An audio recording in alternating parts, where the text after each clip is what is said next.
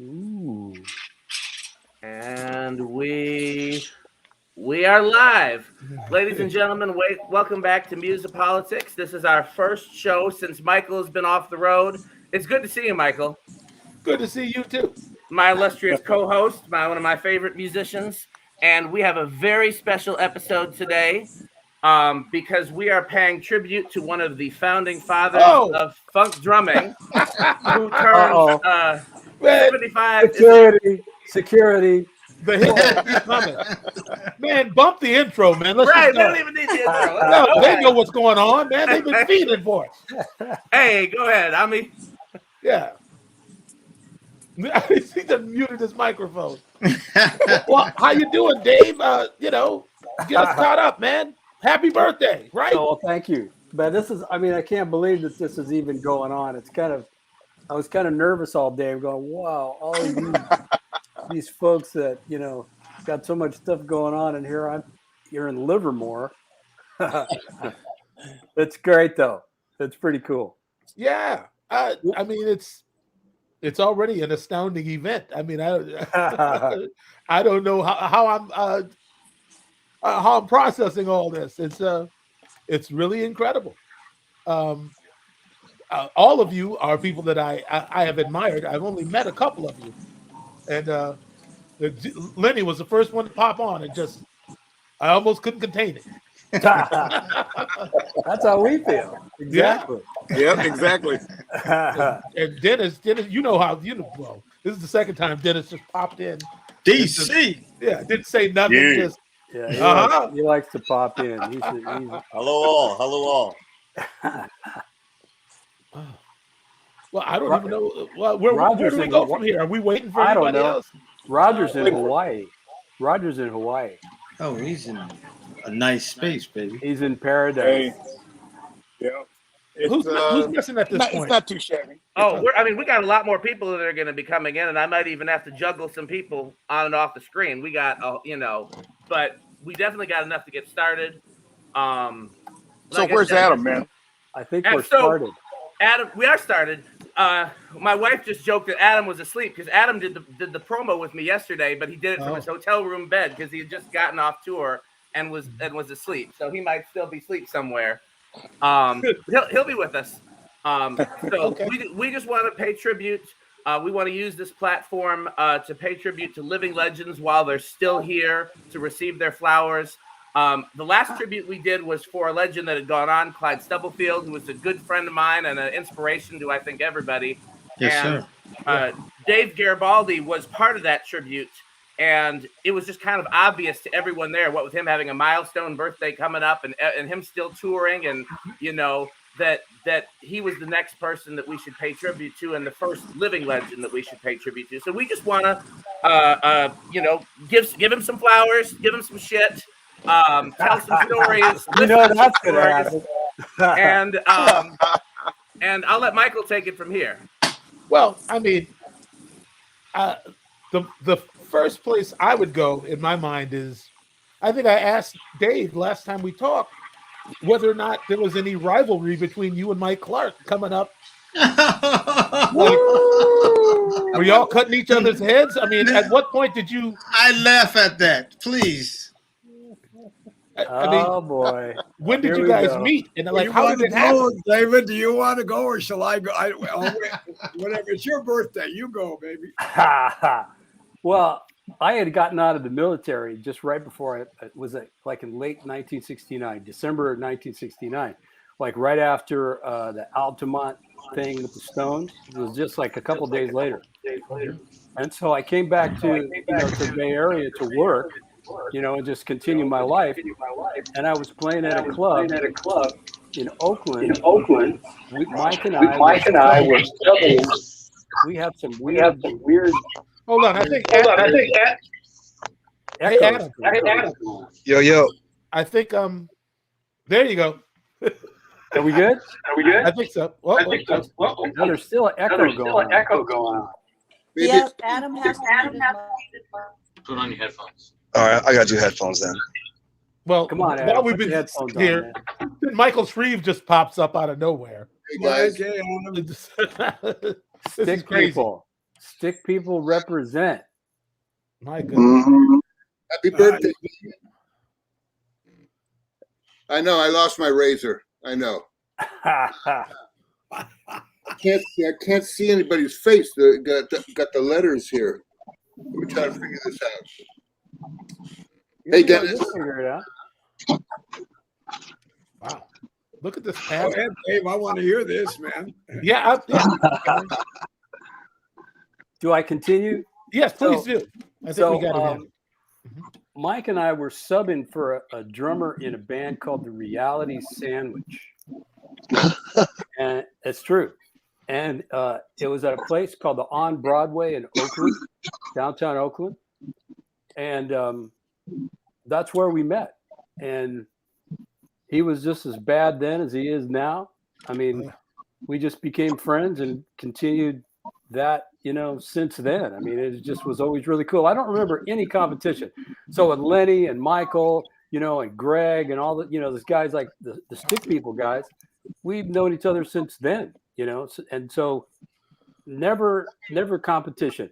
So I will say this: when Gaylord Birch, the great Gaylord Birch, was alive, and he was playing with Cold Blood, I would say that was the only time that there was really any sort of competitive thing going on that I can remember, because Tower Power and Cold Blood used to play together a lot. Okay. And so Gaylord, of course, played his ass off, but also when we all got together to do those gigs, we wanted to kick each other's ass. And so that's what I want to hear. After the gig, it was all really friendly and fun and hanging out and all this stuff, but it was full contact when the gig was going on, So, but the Oakland community, the Bay Area community, the drummers, Sheila and her dad and family and all that, it's just like it was like a family kind of a deal, I don't remember competition. There was Eddie Marshall. There was a whole bunch of guys around here that were really fantastic, doing their own sort of music, playing in different bands, and it was really a really good thing. That's what I remember. Healthy and friendly competition. Yeah, it was totally that, inspiring each other. I felt like we were all we're all on our own path and had our own mission, and we definitely had some similarities here and there, but everybody was coming up with stuff, and it was all new. Every time I would hear David, I'd be like, whoa, he's starting some whole other thing, you know what I mean? And but as far as, I never felt competition either, but with Gaylord, dig this is as soon as he got out of the Army, I met him, and I'm the guy that got him started again. I played at the Sportsman Club, and he was playing congas. I didn't even know he played trap drums. And the next day, the dude was at my house with his drum set, and we set him up like, remember that record on Mercury with Max and Buddy Rich? Oh yeah, Richard Roach. We tried to annihilate each other. And we did this 1,000 times, even to the point where one time Paul Jackson's father goaded me into buying. You can't be driving no Volkswagen. You got to have a Cadillac, son. So I bought a Cadillac, and then George came over to have our weekly drum kill each other battle, and I didn't mention the Cadillac. And when I said, "Man, can you help me take my stuff to the car?" I did this. We carried the stuff, and then I opened the trunk to this big hog, which was about 3 blocks long, and he goes, "What's up, man? I'm like, "What do you mean? This is my car, bro." And he had 2 weeks later, he bought an Oldsmobile convertible that was longer than my car. And then we ran into Eddie Marshall, because all 3 of us were on the same gig out the Cliff House. And Eddie had a Volkswagen hippie bus with flowers all over it. And he saw us in these 2 big, long hogs. And he went out and bought one.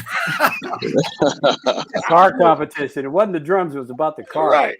Well, it sort of transferred. It was about everything. Dave, what were you driving early 70s? Was I driving? Yeah. Nothing sexy at all. You know, I think I got out of the service. I had like a Ford Fairlane or something. He was driving Tower. He was driving Tower of Power. That's what he was driving. That's what he's driving. That's a haul. Hey, Dave. Yo. Dave. Let you say hello to someone real quick, okay? Okay. Oh yes. Everybody, this is Dr. Russ Hands. And What? Dr. Russ is responsible for me being here today after this accident. Wow. And Marc, we're here today because of this guy. And so Dr. Russ, he's a really good friend of ours, and he plays drums. And so he's retired from the medical thing. He plays the drums. He takes the lessons. He really plays well. You know, he's just a cool person. And so, man, what a blessing to have him here, man. Dr. Russ. Thank you, He used Doctor. to come to my house. He used to come to my house when he was still practicing medicine. When I first met him, he'd come to my house, and the lessons would be in the morning. He'd come dragging ass in my house. And so he had been up on call all night, and then he comes over to the house for the lesson. You know, so Russ, bro, you getting any sleep, man? And he kind of like give me like a weird eye, you know. But you know, he's just a cool person, you know. Wow. Yeah. Man, speaking of cold blood, I gotta tell you guys a story about Lydia Pence. When we were in grade school, and we went to the same grade school, and I didn't know it, but we lived right around the corner from each other. And there was a talent contest at school, and she sang some tune. If my memory serves, it was like "You Don't Own Me." Remember that song? You don't own me. And for some reason, I was a jerk, and I went up to her in the hallway later, and I said, "You weren't singing that. You were lip syncing it or something, right?" And so she proceeds to sing it right in the hallway, and I asked her if I could walk her home. We were friends ever since. Incredible, even at that age. David Garibaldi. I remember when I first met you, I kept hearing about you. You know, everybody had these tapes. Jimmy Sanchez, everybody had tapes. David, they were recording at the clubs, cassette tapes. And I guess I was always on the road, and I never got a chance to hear you. And finally, I made it down to Keystone one night, and it was just the most amazing thing.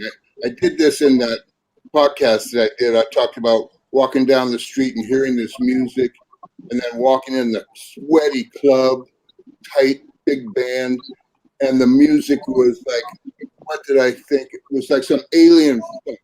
That's what it was. Alien funk. And then you moved into my house in Mill Valley. Yeah. Well, we used to have a lot of fun there, man. Gee. Yeah. Uh-oh. Hey, what's up, man? Dave. Little John in the house. What's up, fellas? Right. What's going on, Mr. Roberts? Hey, everybody. Hey, John. DC. You can't say fellas when there's a woman sitting over here. Oh, that's right. That's right now. I ain't see you, Sheila. Put some respect on Sheila's name. Exactly. What's up, mama? With that fly-ass hat. It keeps going in and out. Good to see everybody. Yeah. Good to see you, man. Yeah. Okay, can I say something? Please say something. Let me just do a housekeeping thing real quick, and then Sheila can say absolutely whatever she wants. So we can only have 10 people on the screen at the time.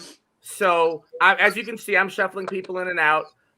And the first two people, the people who are in part of the last show, I'm going to be the first people that I take out, and then the second people will be Roger and Marc, Tower Power guys. So then we can specifically call them up when we need them, and I'll bring them back in. But don't take them out now, because that's who I'm going to talk about right now. Yeah, those are her. Does everybody see the private chat function on the right side of the screen? Panelists, not people watching. Yeah. Okay. If you're not on the screen, and you want to be on the screen, you got something to say, just say something in the private chat, and I will put you on. And then if StreamYard kicks you out completely, and you can't get back in, just text or email me, and I'll make sure you get back in. I mean, I didn't think that everybody was going to show up right away. It's really great. I mean, this is a good problem to have. Well, that's what happens. You badger everybby like that. Hey, it's for Dave. All right, it's wow. for Dave. And I better be on time, man. When Sheila's done with whatever she wants, because again, Sheila's the queen. She can literally have anything she wants. But when Sheila's done, I would love to hear everybody talk about when they first heard David Garibaldi. Uh-oh. So let me put Roger back on. Let me take me out of here. And don't worry, I'm not taking Dave down for anything. I'm not taking Sheila down for anything, and I'm not taking the Godfather Dennis down for everything, because I think we all want to be on with them. Yeah. So Dennis, and everybody, all these people, these Oakland folks, all these California people, they got to stay up at all times. You can, and Dennis, they can have it. You and I can be onlookers. Okay. So let me just take me out, and then we'll like I said, whatever Sheila wants, Sheila has. Yeah. Well, yes. Well, Please, okay. you have the floor. Yeah. All right. Okay. I first I want to say that this is pretty amazing to see so many people here, all of these drummers and musicians, Marc, to be on this feed right now, especially me growing up from the Bay and watching these guys either play with my dad in the living room, like Mike Clark. I think I wasn't even a teenager. I was 9 or 10 when you were at my house the first time. I just can't even believe, like, I've known you that long, but to steal everybody that's on here, try to steal some of the licks that you guys have done all of these years. But Garibaldi's, like, I remember Tower playing, and we always wanted to try to go to rehearsal. Sometimes if you guys rehearse, we would hang out on the street and try to hear from the block, wherever we could try to hear you guys. And of course, always supporting Tower. But I don't even know when the first time I met you. I think I was really young. I was probably in my teenage, maybe. It was a club. It was a club in Berkeley. I was playing with your dad, and you were playing. And I think it was one of the first times that I saw you playing out. Really? Yeah. The one that wasn't Keystone Corner, was it? No, it wasn't Keystone. It was in Berkeley. Larry Blake's? No, it wasn't Larry Blake's. I don't remember the place, but it was in Berkeley. And yeah, that's crazy, because I was trying to remember when was the first time we met. And like I said, Mike Clark, I mean, all of you, half of the screen that everyone has played with my dad's band, which is incredible. What a blessing for me to be able to learn from all of you when I was so young. And I remember the first time seeing you play live, I'm like, how can you play these syncopated rhythms like that? Like, it didn't make any sense to me. And and the drummers were saying, yeah, he's playing these ghost notes. I'm like, what is that? I don't even know what ghost notes are. That's all that funk, the in-between stuff, and and so them explaining everything. I didn't know anything about drums. I barely knew anything about percussion, but watching you play was just incredible. And I've learned so much from you in watching you play. And I kind of treat what you play percussive wise. I can do it percussionally with playing percussion, but on drums, I can't emulate anything that you do, but I can do it on percussion. So it's like, if I can steal it that way, it works for me. you don't have to copy anybody. You do not have to copy anybody. No, Dave, you have been a huge influence. Like, everyone on this screen has influenced me. That it's made me the percussionist that I am, really, and drummer. Well, every time I see you, I think of when I first met your dad and your Uncle Coke, and they were around all the time. Yeah. And we used to all hang out, and then Lenny playing with us Tekka, and it was like a family kind of a situation, But your dad and Coke, they were so cool. Yeah. And we had such good times together, you know. So I have a big spot in my heart for you and your family. I have to say that. Thank you. Well, I was trying to get Pops on here, but he's driving in the car. I don't know. I can't keep those two people home at all. So moms and pops are driving. I'm like, get back home. You got to come say hello. But I wanted to say something to Marc as well, because the both of you, the night that I was going to go see you guys was the night that the accident happened. And I'm just so grateful, Marc, you and Dave are here, like for real. Like no one should have survived what you guys went through, and it's just a miracle. And we prayed, laid hand, we did whatever we could, whatever, calling people like the prayer warriors, let's get on this. And I'm just so grateful because I've played with both of you, and it's just amazing to see you both here at this time to celebrate you, Dave, to celebrate You're you. beautiful. Thank you very much, Sheila. I love Well, it. as you well know, the Escovedo family is kind of like my family here. You're gonna get some headphones. In the US, you know? I spent so many years with your dad and you, Peter, Michael. I mean, what can I say? You guys are the best. I need to get some headphones. Hold on. Thank you. Well, I want to, I see Greg Errico. I want to toast to you, whoever's drinking or not, but I'm going to say, I haven't had a drink in a very long time because I've been, you know, hooking up. So I'm going to go to my man, Don. Oh, yeah. I'm going to go to Don, and I'm going to toast you, my friend Dave, and everyone here on the screen. I love you all so much. The King, Dennis is here, Lenny. All you guys are kings to me. You're all kings, and I love you all so very much. Dave, here you go. This is Thank you, beautiful lady. Thank you. Love you. We love you back, Sheila. We love you back. Yes, sir, Sheila. Oh. Sheila, do you remember Samson? You remember Samson? What was that, Mike? I was asking Sheila, does she remember Samson? The dog? Yeah. Yeah. Sorry about this, guys. We used to rehearse over at Pete's house, and when Sheila was about 10, you know, she would come out and every once in a while play the drums, and she was bad at 10. I tell everybody that. And then I gigged at the reunion a few years later and kicked my butt. That's not true. I remember I was afraid of Samson at first because he was so big. And then he became my friend. Yes, very sweet. Well, thank you. I love you so much. I'm done. I just wanted to say I love you all so very much. It's beautiful to see you. The feeling is mutual. And thank you, love Dave. is all around. Yes, Sheila. How you doing, Jack Stratton? Good. How are you? All right. You right next to the man. You the man sitting next to the man. You were next to Greg Errico. Hey, I'm sorry about all the mess, guys.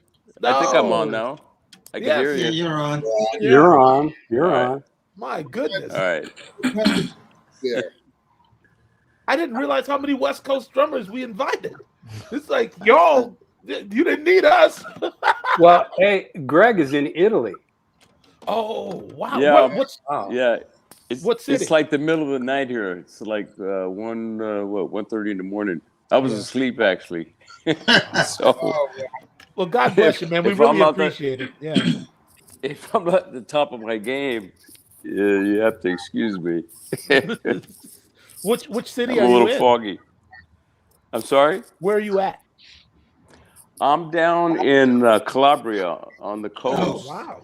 It's way down in southern Italy. Yes, sir. Yeah. Mm-hmm. Yeah. It's beautiful over here. Came over. Fantastic. A little bit of chill time. David knows what I'm talking about, right, David? Yeah, I do. I do. I was about to say, David, you were just over there, right? In June. Yeah. Yeah, for the month of June. Yeah, it was awesome. Yeah. With family and hanging out. It was beautiful. You know, a great time. You know, I vacationed. So, excuse me, Michael. I was just going to say, I actually took a vacation. So I never take vacations from the drums and, you know, like stupid beats and all this other stuff, right? And so I decided that I was going to actually take a vacation, and I was going to let everything go. It took me, we were there for a month. It took me 2 weeks. And when it finally went away, and that, the need to be playing some stupid beats, 24 hours a day, and that went away, I actually started to really, really enjoy myself.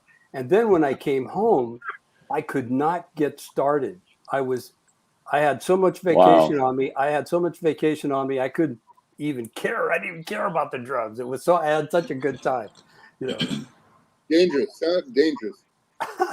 Hey guys, can I just say one thing before I get kicked out of here? Because look at all these drummers here. How can I not say something about all you guys? You better be good. Come on, let's go. Oh, now you're gonna put pressure on me too? My God.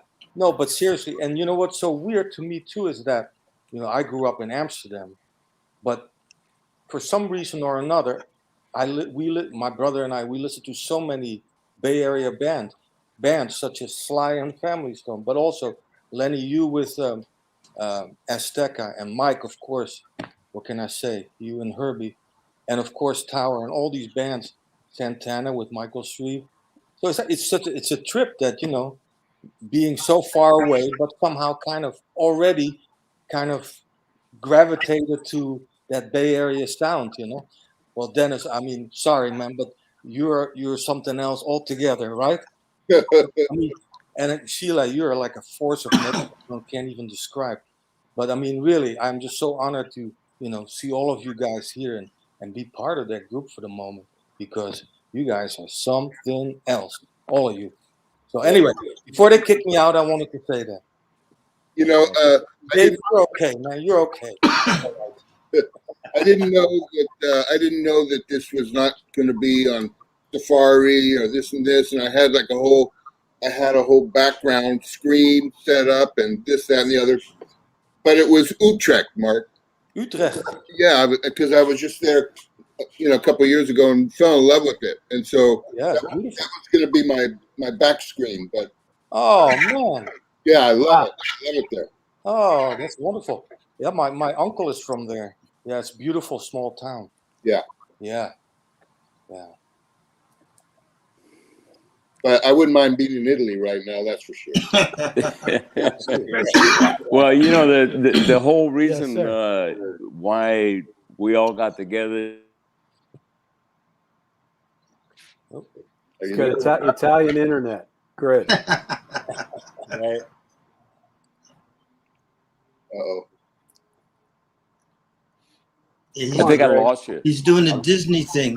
He froze. Yeah, I lost you all. He's frozen. He's done. Yeah. As soon as I started to talk, everything crashed. I don't know, my Pay back. your internet bill. Come on, man. Yeah. Anyway, the Bay Area was like the catalyst for the energy that we all were existing in, and it was very unusual and unique. We've come to find out, and that time has come and gone, but it affected us all in a very powerful way, and that was kind of like the catalyst of why we got together during COVID, all the isolation and everything, and then we were able to hook up with each other and talk about, our experiences and so on. So yeah, it was a unique time, and we're David, Michael, and Mike, and myself, and Lenny came out for, I don't know, is Lenny here? I don't see him. I'm here. Oh, there you are. There you are. Came out and lived there for a while during this time period. So we're just all, anyway, fortunate to come up through that and to, have the experiences we had. And my point was that was the catalyst that kind of drew us all back together again now, Yeah. And it's good to see you all. There's Dennis that sends me the texts. He sends me movies and all kinds of different interesting things all the time. I haven't even been. I mean, there must be about a table with a pile of 20 on, digitally. I haven't had time to get through yet. I was going to ask you if you got hacked or something. Who, me? Yeah. No. There were like 30 videos. This and that. I said, Dennis must have been hacked. Yeah. How you feeling, David Garibaldi? Feeling good, man. You know. Yeah, you probably did your workout and ran 2 miles and did a bike ride. Not today. I didn't do that today because today I was practicing. I was working in Steve Gadd's book with, and it was it's really challenging because I love the guy's playing, right? And so he's got this really cool book out called Gaddaments, and so he put it together during the pandemic time, and you really see in there kind of how his playing is built because there's so much symmetry in his playing. At least that's what I hear. A lot of balance and between rights and lefts and all this stuff. That's the image the picture that I have when I listen to him. And so you work out of this book, and it's like stunning. It's very simple, but it's really challenging, man. It was giving me fits. I spent about an hour and a half working on a couple of these flam pages, and that was today's workout. So that's what I did today. So no. Wow. But amazing. Hey, Sheila. It's all good. You didn't tell Dave that we put one of the songs in your show. Oh, right. Yeah, we did. You want to tell a story with the Prince show? Absolutely. We were playing at Staples Center, opening up for Prince one night. And we had like a day to rehearse before. And a big, long rehearsal like Sheila does all night long. And she said, hey, we got to do something for Oakland in this show. So we threw the Oakland stroke in there in the middle of one of the songs. Oh. Nice. Hey, real quick, we've had a lot of trouble getting Roger on. He's got a specific story he wants to tell. So, you just kicked off. You just kicked Lil John off. Yeah, he'll be back. He was telling his story. I'm sorry, I'm getting confused with all these people. I'm sorry, I didn't realize. I was trying to get Roger on before I had a chance. I'm gonna Dan. Story. I'm sorry, I got confused. But John and whoever I don't have their number, I need them to text me. I put my number in the private chat so I can tell you when to log back in, because otherwise it's gonna keep booting people. So and so I'm gonna put me down and I'm gonna put John back on. But Roger, do you have your special guest there? Roger, you're reminding me of Darth Vader again, Dan. Okay. I'm sorry. That's where your voice sounds right now. It's pretty bad.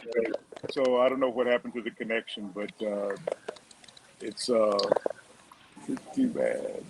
Okay, Little John, finish your story. They kicked you out for a second. Finish your story. Yeah. Am I back? Oh, I'm back. Yeah, you're back. We want to hear the story, I'm back man. in the game, Coach. Yeah, it's all good. I know it's a lot of people coming on here, as it should be for Dave Garibaldi. Oh man. So yeah, I don't know where I got cut off at. But you were telling us about the Oakland stroke, man. Yeah, we had like a 24-hour rehearsal with Sheila. Dave, I love you, but I gotta go because this is Okay, Rod. Bye, guys. Peace. Okay, so yeah, 24-hour rehearsal with Sheila. We're sweating and everything. We're almost done. And she said, hold on, we can't finish this rehearsal until we throw one of these songs in here for my city, Oakland. And we went and put the Oakland stroke in the middle of one of the songs. I forgot. What song were we doing, Sheila? Maybe Holly Rock. I'm not sure. Oh, no. Love Bazaar? I don't think so. It was in the middle of Love Bazaar. Really? Yep. I think it was you Holly said, Rock. Oakland.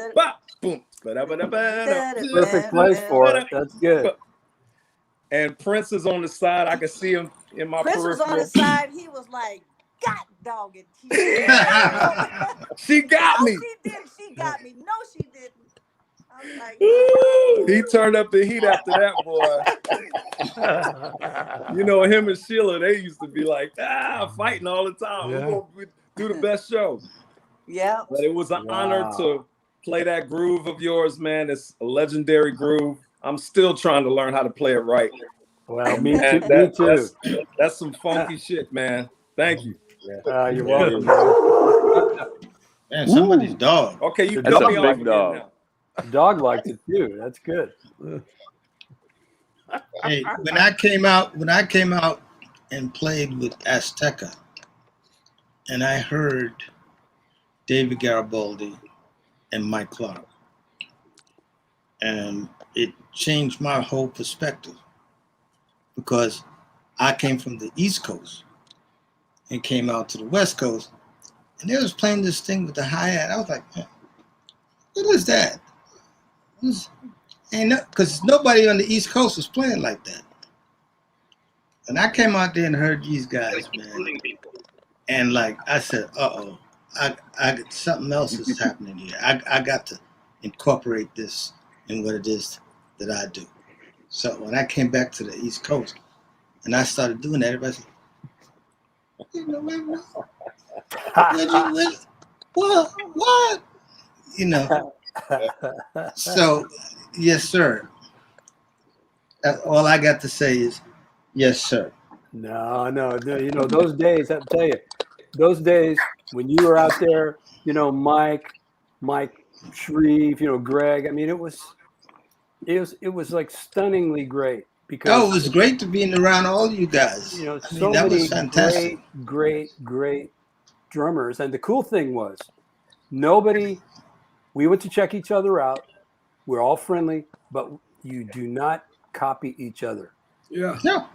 And that was the really cool thing, is that it was forbidden to copy. Exactly. You did it your way. You do your own thing, you know. That's and it was exactly right. all about that, you know, here, you know. So well, cool. I've had too many years of regret for not copying you more. We adopted Lenny White. Michael Shrieve and I adopted Lenny White from the both end. This was before Azteca. This is when he was with Joe Henderson. I was sitting right in front of the bass drum.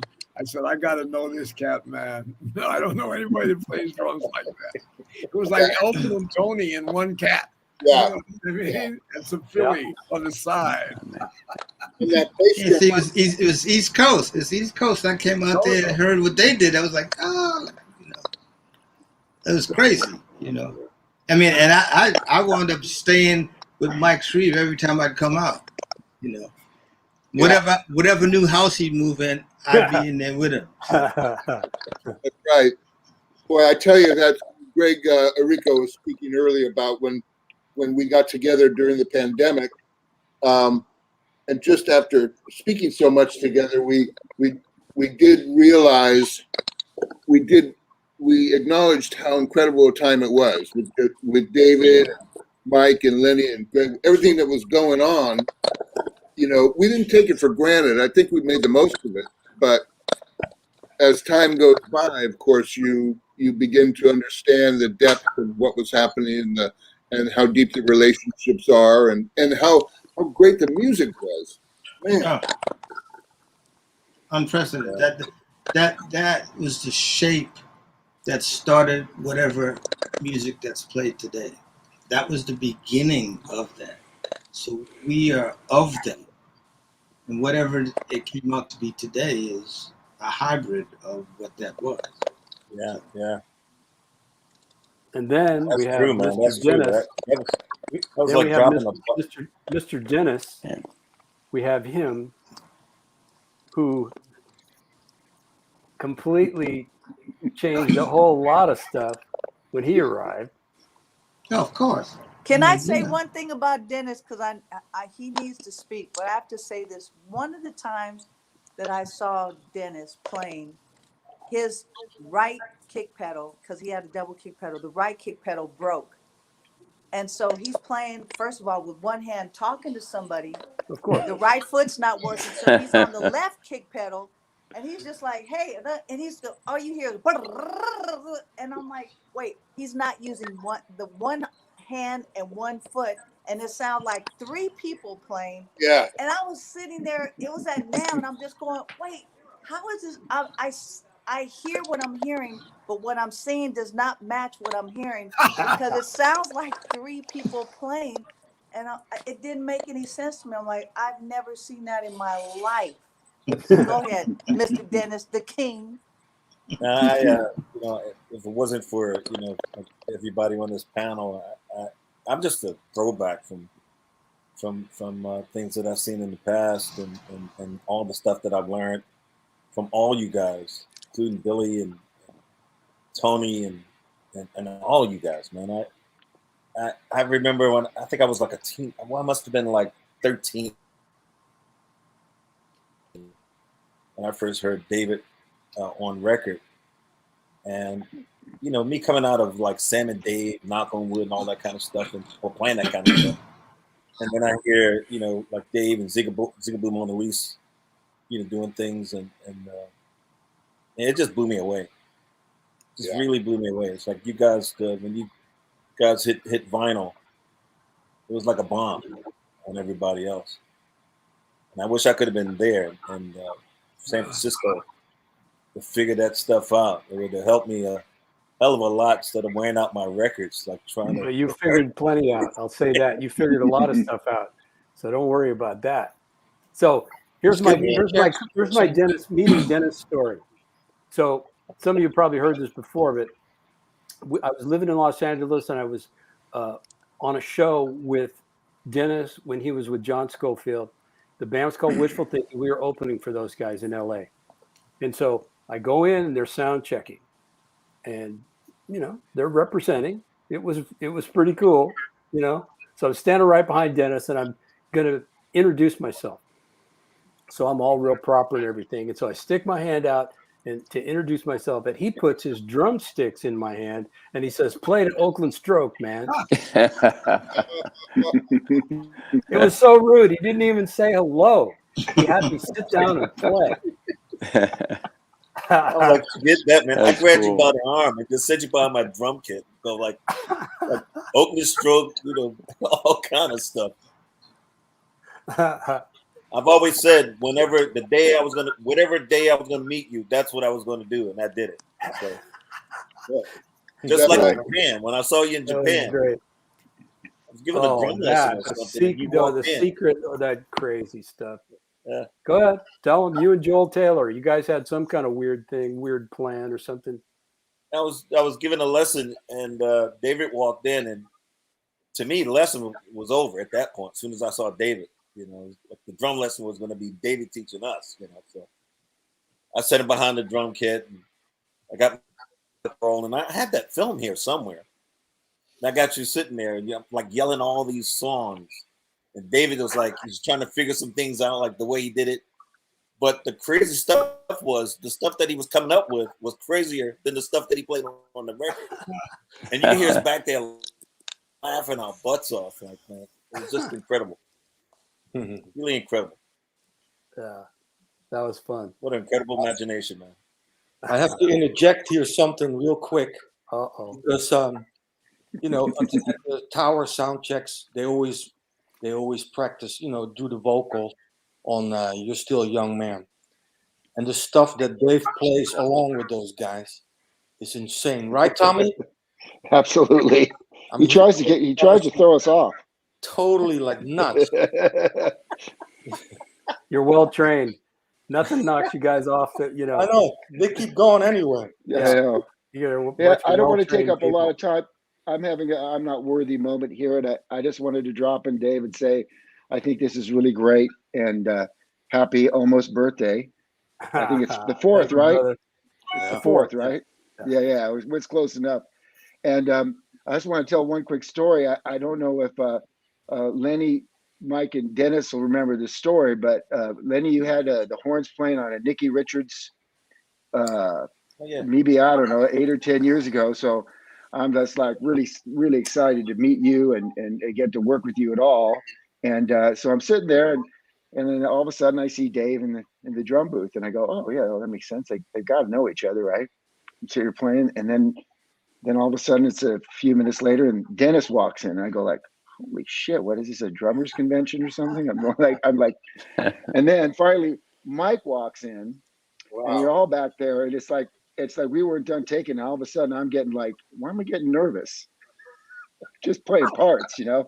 Where was this, Tom? So this was it was in New York City, and Lenny would know where the studio. I think you're muted. Your mic's muted. Yeah, I was producing a record for Nicky Richards, and I had Dennis play on it, and I had the Tower Power horn section. Yeah. Anyway, you guys were sitting there, and I think you said, "Yeah, I made a dinner reservation." I went like, where are y'all going? And you looked at me, Lenny, and you said, "You want to come along? You can come along, right?" And I'm going like, "Okay, this is great. I'm going to be like a fly on the wall." So we went to that restaurant. It was nice listening to you guys' story, but the best thing for me too is I went to go to the bathroom, and it was a one staller, right? And I get in line. There's this big tall guy in a suit in front of me, and he kind of turns sideways, and it's that actor Chris Noth from Law and Order and X in the City, Chris Noth, right? So he goes into the bathroom, and the guy behind me goes, "Was that Chris Noth? Wow, was that Chris Noth? Didn't you want to say hi to him?" I go like, "That's nothing, man. You see those four guys sitting at that table?" I go like, "That's the shit right there. Those guys have made more music history than whatever this guy has done just playing Law and Order. Who cares? Who are they?" So I had to educate this guy. So that was my moment of education. Anyway, that was such a good night, and I sure enjoyed meeting y'all. And Dennis, it was such an honor to have you play in the band. It was too short and sweet, although we missed Dave, but we miss you too, man. That was so much fun. Yeah. And Mike, you're going to be playing in November. You're going to be playing 2 blocks away from my place in Seattle. So I'm going to come down and check you out. Oh, come when down you play and the Royal Room. Okay. When you play the Royal Room, I'm going to come by. If you need a ride or anything, I'll text you. Dave gave me your number. I'll text you, and you know if you need anything. But you can take me off now. I just wanted to say hi to y'all. It's an honor Tommy. to just be listening. Hey, I'm loving the stories. And All right, God Tommy. bless y'all. Good to see you, brother. Yeah, I'll see you soon, man. Columbia City. Out there, bro. Wow, that was cool. You remember that record, Dennis? Lenny, you froze. What'd you say? I said, Dennis, do you remember that record, Nicky's record? Oh yeah, played on? yeah. That was a killer record. Yes, Fat Grooves. Yes, sir. You did a great job on that sucker. Thank you. Now I got to do yours. You're right. I keep telling you that. I keep telling you, man. Hey guys, I'd be curious. can I just say one quick thing? Sorry, I will leave now so that more drummers can come in. Dave, I love you, man. You're the best. You know it too, brother. And you deserve all this adulation. So talk to you all soon. And all right, brother Marc. People, Marc. See you guys. Really an honor to meet all of you. Bye, Marc. Bye. Yeah. Marc. I'm gonna let some other people come in too, David. And I just wanted to be right, here. man. You know. Thank you, man. We Great got to see we you have always. to we gotta do a stick person thing too soon. Yeah. We have a new Stick People episode coming out, by the way, folks. Yes. John Schofield. You plug it. I didn't want to plug it. You plug it. Wow, no, it's really, really good. And, that guy's something, man. He talks about all his bands and how he picks drummers and all this stuff. And, it's pretty It's a cool. real good one. It's a good one. Very, very good. So, David, happy birthday to you, brother. Thank you, brother. Great Sheila, to see you, man. I love you. Little John, Greg, Lenny, Mike, love you, man. Dennis, and Mike. I love you all. You too, Lenny. Love back to you, Peace. Lenny. Peace. Peace. Wow. It's a love fest. Now, let me say one thing about Marc. He's not here, but I should have said it while he was there. He took Rocco's, spot in the band, and, you don't, with somebody like Rocco, you don't replace somebody like that. He's Rocco forever, and his thing is in stone. He was such an incredible person, player and all that stuff, so creative and inventive. But I have to say, Marc's got it going on, man. He sounds so fantastic with the band. He's kind of made the spot his own now. He's very comfortable. and he is a very bad man. That's all I got to say. You know, those of you that know him, he is really something. And it's such a pleasure to have him in the band because he brings it. It's so great, you know. Dave, I just want to say again, happy birthday. Congratulations. I love you. I have to leave now, but this has just been amazing. I can't even believe that I can see all of the people that have inspired me and have been a part of my life, especially you. So congratulations, giving you flowers now. God bless you. I love you, and I'll see you soon. Okay, love you too. Say hello to your family, okay? Please. I will. Love you all. Bye, Mike. Bye, Dennis, Michael, Greg, Bye. Lil John, Bye, Michael. Good to see you. Bye. Good to see you. Love you. Love you. Hold on, because I got to get a selfie with Sheila. I don't have, just like somebody take a picture or something. Because I didn't even, you know, I don't have a picture or a selfie, nothing. So somebody screenshot this real quick.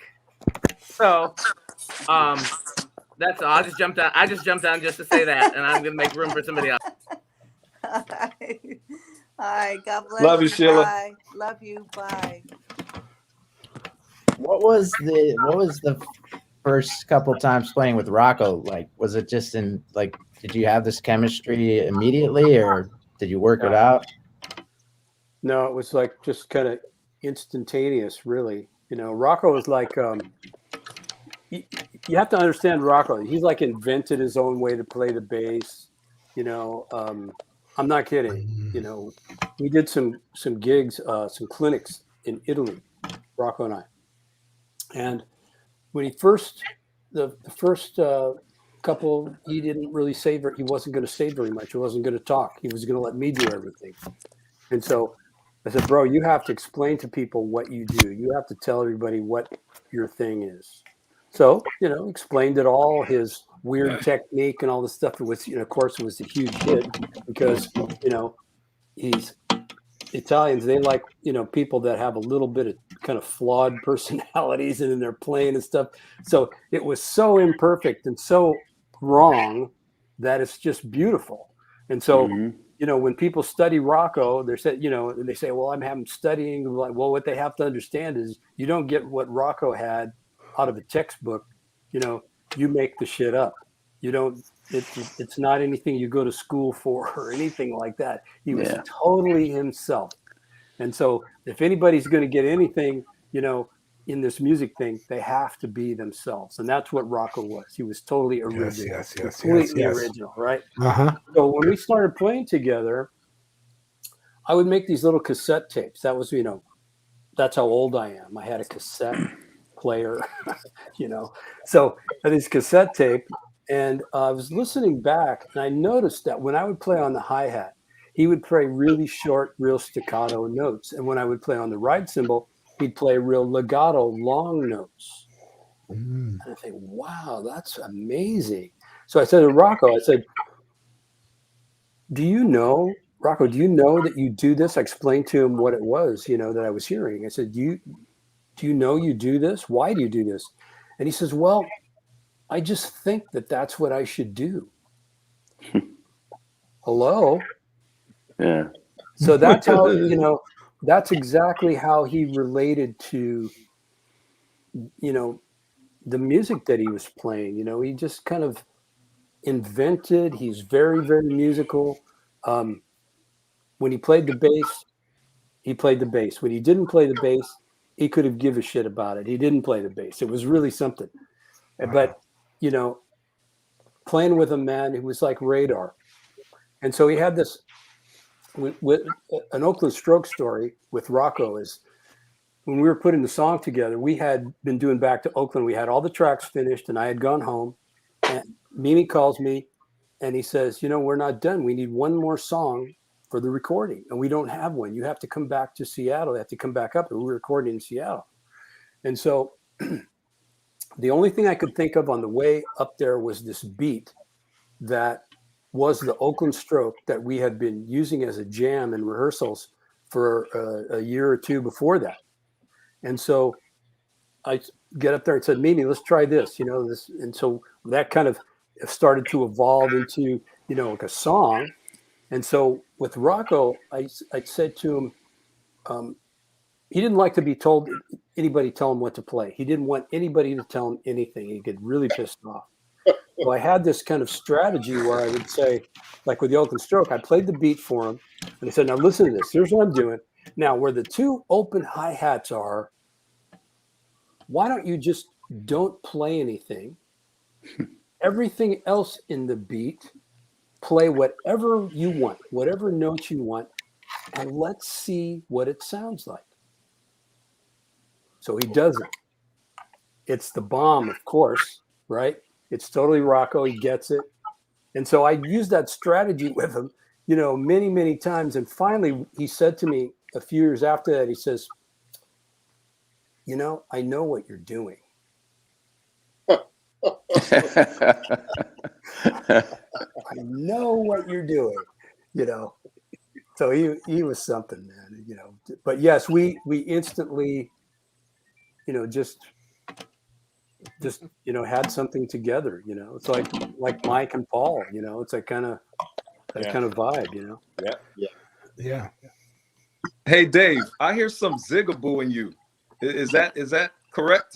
Yeah, man, I love that guy, man. I studied him. Even Tower. We played with the Meters when Zig was in it.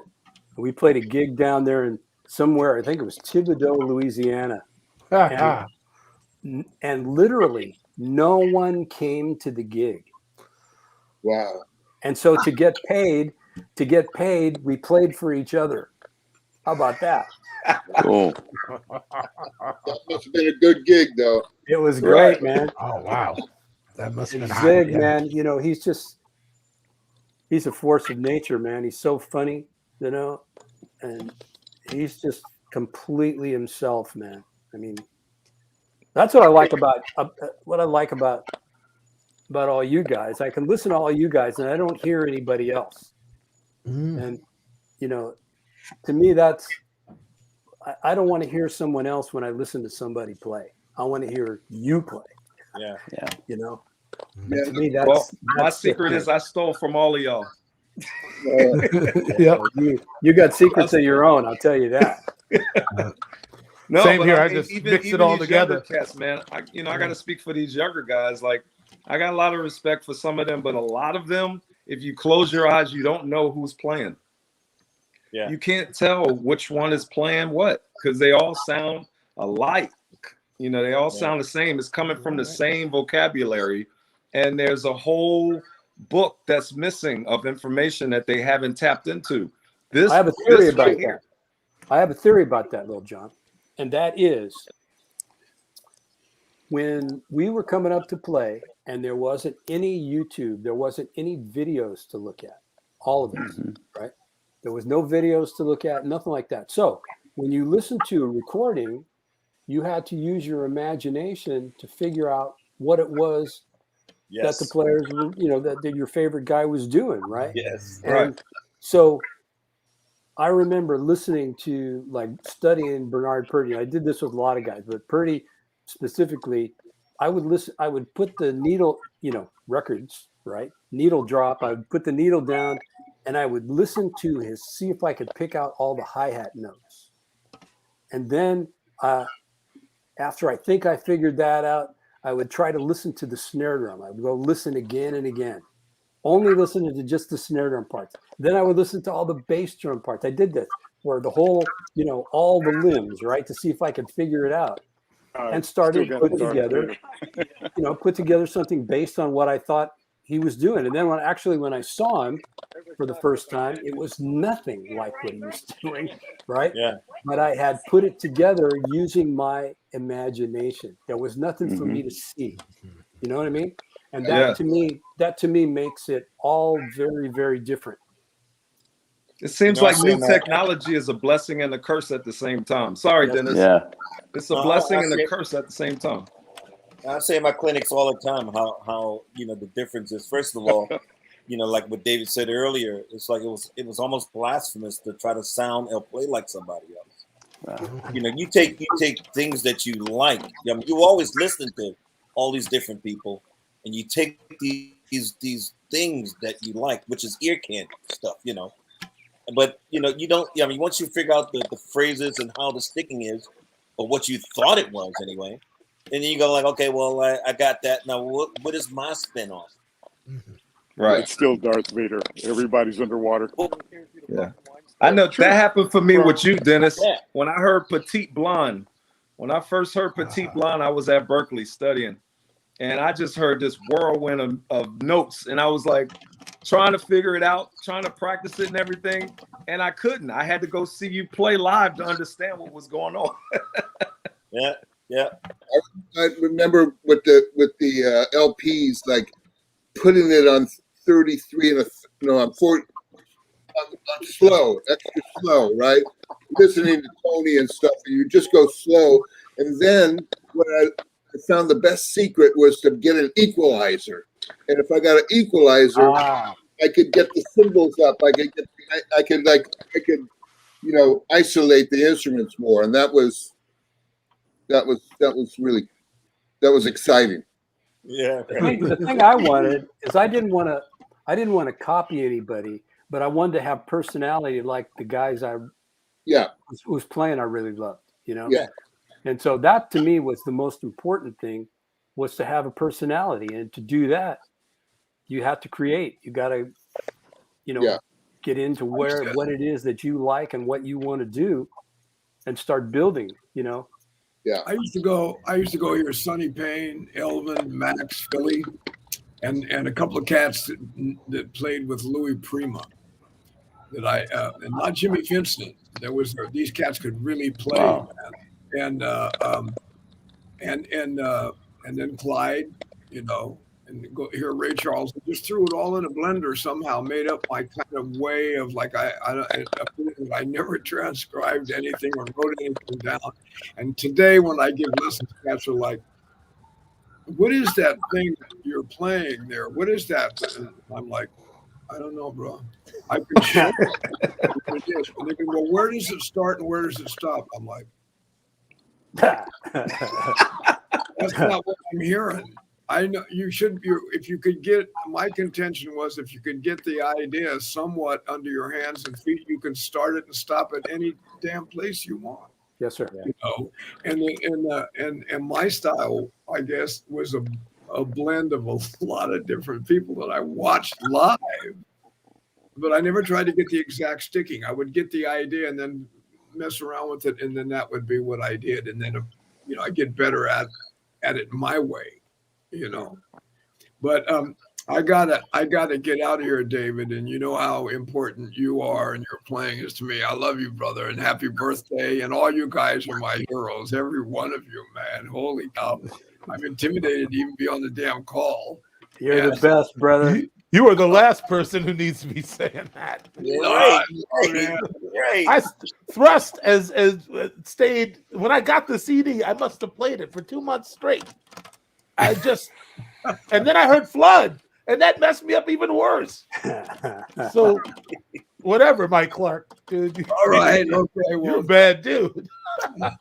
Thank you so much. And hey, I'll be at SF Jazz, Kooumba, and Bach, and Michael, I'm coming up to Seattle too, so hopefully I'll see you guys. At least I'll give you a blast when I'm out there. Yes, Have sir. a happy Sounds birthday, good, bro. man. I love you, man, and all you cats. Thank you so much. All right, Take brother care, Mike. man. Great to meet All right, you. Mike. Yeah. Good to meet you, Mike. Michael. All right, Dennis, I love you, man. See you later, bro. Love you back. Love you back. All right. I want to hear some Baltimore. I'll call you. I need some more stories. Okay. Let me say before I don't get a chance, Michael Shrieve put a record out that messed my brain up. I can't remember what it was called though. It took my whole perspective on drumming into a different dimension that I could understand, but I couldn't really replicate. I don't know, man. You got some different voodoo in your situation, man. Okay. It really had a subliminal impact on my approach. I can't even explain exactly how, but I think it had a gray cover. Who was it with? Who was it with? I remember it being a solo album. Yeah. And it probably came out in the mid 80s. Was it like electronic? Partly. It was a lot of sounds. Yeah, a lot of sounds. It was Yeah. I don't know. I've been going through a bunch of stuff, old stuff, and like really like outtakes of a whole bunch of stuff, and throwing them from, what do they call those things, cassettes, and throwing them in the computer. And what you don't realize is, you know, you make the record, but you've got great musicians around you. So there's a lot more that ended up on the editing floor. And so I'm going through that stuff now, and I'm taking like bits, you know, I'm going, that's really good. That's really good. That's really, rather than just toss it away and see what I can do, like somehow be creative with like a number of different projects, maybe even cut them together or something. I'm in a playful mood. I see. Well, whatever you got, man, do it. Whatever it is, yes, I'd be interested to see the results. I appreciate it. Yeah. Hey, Greg. I was just about to ask because Greg's sound was working. Because Greg's been trying to get his sound working. He fell asleep. Greg, turn on the lights at the crib there, man. Can't wake everybody up. I was going to ask him about, tell us about that Betty Davis recording that he produced. Oh, yeah. Wow. I want to hear about that myself. Oh, there he goes. There he is. Greg, Greg. I'm having a problem there. I can see that, man. Your cap's all twisted and everything, man. You take. Could you hear me? Yeah. Yeah. Okay, I guess I'm back. All right. You're back. I was telling these guys about Betty Davis. I want you to tell us about Betty Davis, that, you know, anti-love song and all those other cool, you know, that cool recording, you know. Oh, Betty Davis was very unique. She had a very focused vision. It's funny when she'd run down a song to you. You know, it was kind of like animation. It was like you were talking to animation reality for a second, you know. And she was really, it was like broken up, but it was very focused on what she had. So actually kind of coming, you know, being music and coming from it being like almost like a cartoon when she'd explain it to you, it worked real good, especially with funk. And so we would just like, okay, yeah, I kind of hear what you're talking about, you know. And she wouldn't get really elaborate, but very focused. The image of what you hear is somehow it would just come out. You know, she would say it and like she'd hum a line or something like that, and you get it right away. And that's what we did. Mm-hmm. So it was very colorful and musical in the way that the way she explained it. It wasn't like, you know, she wasn't playing an instrument like the piano or guitar where, okay, this is the line. This is what it was. It's just coming out of her kind of her mouth and her spirit, and you picked it up in that way. So I think that was one of the things that kind of made it unique. You know, the way you. Oh, we lost you. Did he? Oh, what? Oh, you're back. You're back, kind of. Oh, it's frustrating. Yeah. Did we lose him? Yeah, he's a still photo. Because he's stuck.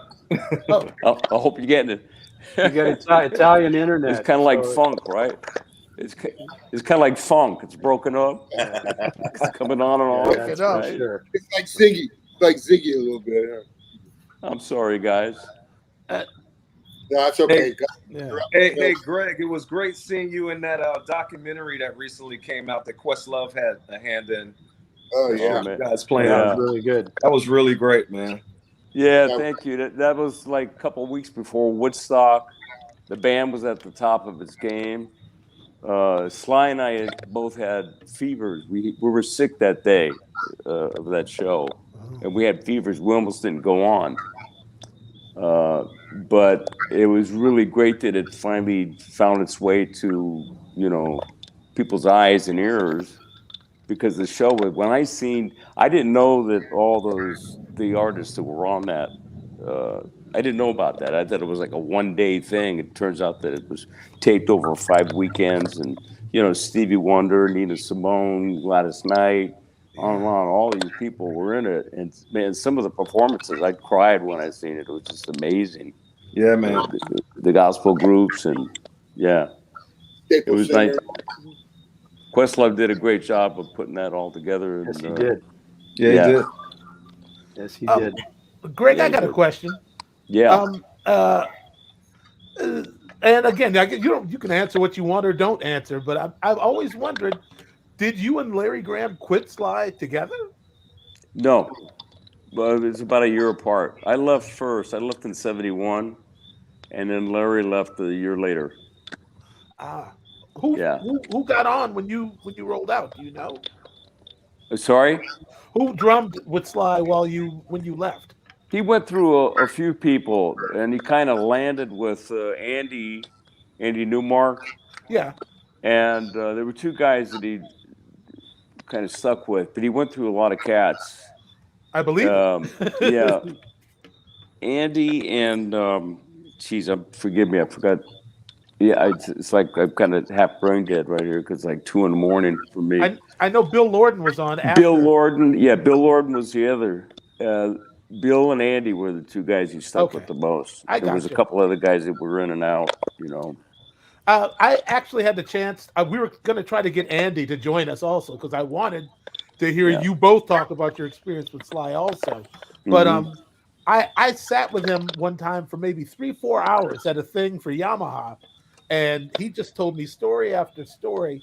And he finally, around the end of it, he finally said, I think that Greg really had the correct approach to the gig. Like it was really, like he really, like what he was doing was better for that music than what I was doing. Like of his own admission, he was like that thing that he did that, he was we were contrasting and comparing your 2 different styles, and he just. Well, you know how the chemistry goes when you just got that magic chemistry which the original band had. Oh yeah. And Larry and I, what we were doing, we never sat down, took it apart, talked about it a lot. We just did it. It's kind of like David was talking about with him and Rocco. There's no rhyme or reason. It just kind of works, and you stay out of its way. You kind of you recognize that there's something happened here, and you go with it rather than you making it, or take it somewhere. Yes. Of course. That's a word. Yeah. So is that you and Larry on those early the first couple of the Betty Davis records, right? Okay. Yeah. And am I mistaken, go ahead. I'm sorry. No, I was going to ask if Neil Schon was playing guitar on any of that, or did he? If Freddie? Later? No, Freddie? Neil Schon from Journey. Neil Schon was on a couple of the tracks. Yeah. Okay. Dougie Rauch, bass player, he was on a couple too, and Dougie passed away quite a while ago. You guys know? Are you familiar with Dougie Rauch playing? He played with Santana for a while. Yeah. Dougie he was pretty amazing. Yeah, it was. Yeah. He was another guy that had, of course, he was influenced by Graham and all that, but he had his own. He had his own voice. You could, if you heard Dougie playing, that was Dougie Rauch. It's like most of the cats that are. I met him through Michael Shrieve because Michael, you guys were recording at Electric Lady in New York City, and Dougie was around there hanging, but you knew him from before that or something, right? From a tour, because he was playing with the Voices of East Harlem or something, right? I met him on stage in Accra in Ghana, Africa, and it was a big soul thing with Ike and Tina and Wilson Pickett and Staples Singers, and it was the whole thing. We all flew over on the same airplane. It was quite a airplane ride. And did my sound go off? No, You're good. Oh, okay.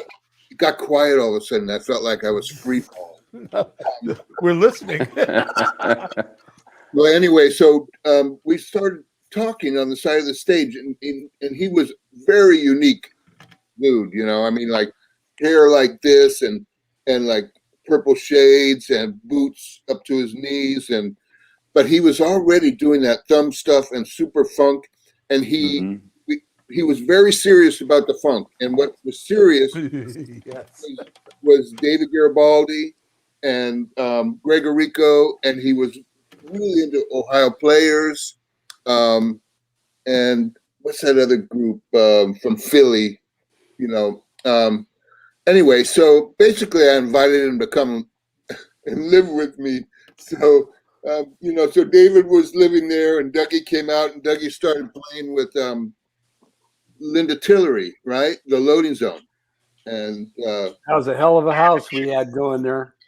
I found cassette tapes of David and Dougie and going through all this stuff. And yeah, Dougie was a real innovator. And I mean, he played with McLaughlin, he played with David Bowie, you know, he did all kinds of different stuff. Yeah. As far as I know, I think Dougie kind of inspired Stanley. I think so too. Yeah, I think so too. You know, those are little. Well, I mean, when I was talking to Stanley about him, Stanley admitted it. Yeah.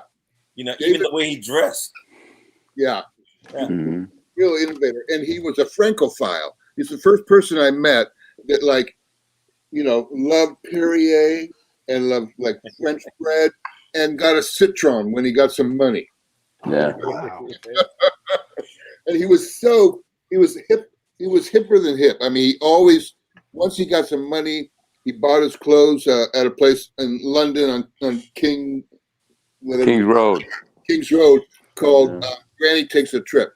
So he was always in velour suits all the time. Yeah, he was sharp all the time. Yeah, he was clean. Yeah. Very clean. Wow. I have to try to find this guy. Can I find him on the internet? Oh, you can find him on some great Santana records where he's just smoking it. Like he's on Lenny's records too, right? Yeah. Santana, Okay. Venetian Summers. Davis. Which one? Venetian Summers. Yeah. Yeah. Okay. But just go to allmusic.com and put his name in. That's the way I find him. What's his name now? Doug Rauch. R-O-U-C-H. R-A-U-C-H. R-A-U-C-h. Right. Okay. Sorry. Yeah, he's on one or two of Billy Cobham's records too. Yeah. Whoa. Uh-oh. Look at that stupid shirt.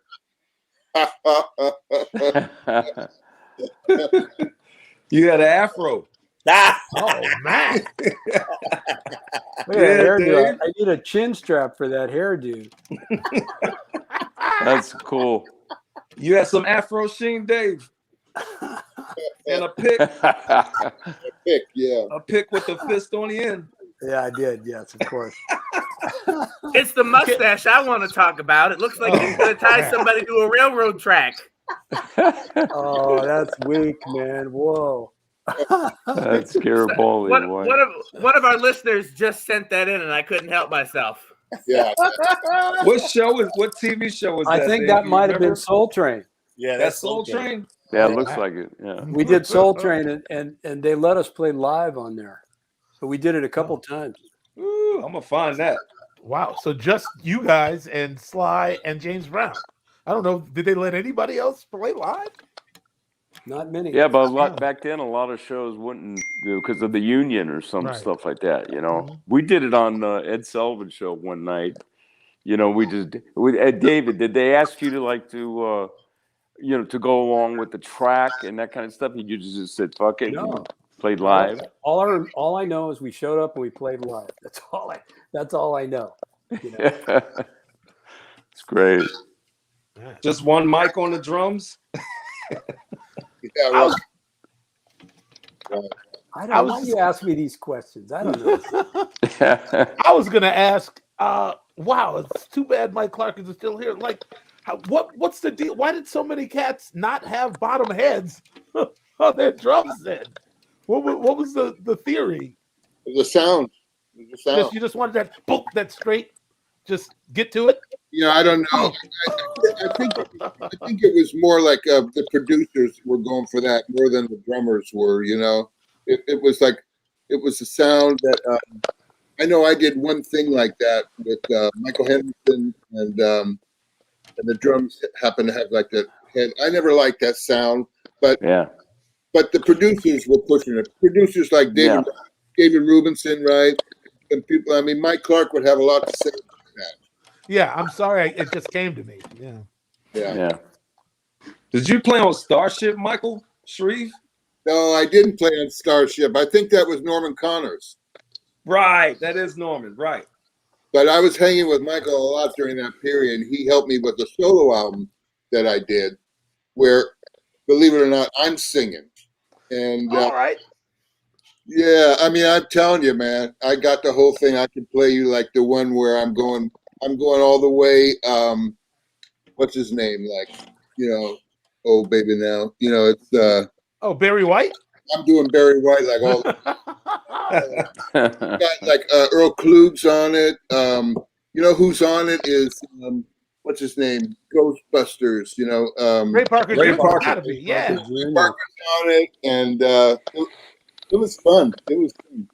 Had orchestration by Sylvester Stewart, not Sylvester Stewart, but another Sylvester. He did a bunch of the Detroit stuff. I love that stuff. I would go out and fly or hang out with Michael in Detroit. It was just great. I remember I came out there one time, and it was just when the comic came out with the record. The great. Come on, my age and my memory are what's the guy? The great comic. Dave Chappelle owes everything to everybody. Richard Pryor. Yeah, Richard Pryor. Yeah. Okay. Anyway, it was an experience, like listening to that record with all Michael's buddies and being the only white guy in the room. That was like really, it was really something, because nobody ever heard anything like that. And I don't know. I was into all that, dramatics music and all those kind of hits. Yeah, man. Stylistics and man, yeah. Yeah, the Delphonics. TSOP, Sound of Philadelphia. Yes, sir. Absolutely. Hey, Michael lives in Atlanta. Oh, does he? Yeah, he came to a show we did as a tribute to Miles Davis, and he was the guest with us. Oh, great. Yeah. Yeah, man. In Vegas last time I spoke to him. I haven't spoken to him in a while. Yeah, how's he doing? How's he doing? He was cool. He was chilling. He's still out there singing too. That's what he said. He's still gigging and working and all. All right, now let me get in here with something. Okay, Adam Deitch. What's up? I was gonna say, call him out. Call him out, man. Okay, so no, this is not a bad deal. So I'm gonna tell you, when we first met, you were playing with AWB. We played with you guys, I think, in Boston. Well, actually, when we first met, I took a lesson with you when I was 12. Well, 12, but when I'm talking about, when you were, out doing gigs, and I saw you, with AWB, and you came in on a skateboard. You were riding a skateboard. Those are the skate days. Yeah. Yeah, skateboard. And you come in on a skateboard, Roger, and that's, we look at each other, and you have to skateboard. And then you started playing. And you wore it out. You could ride that skateboard all you want after that.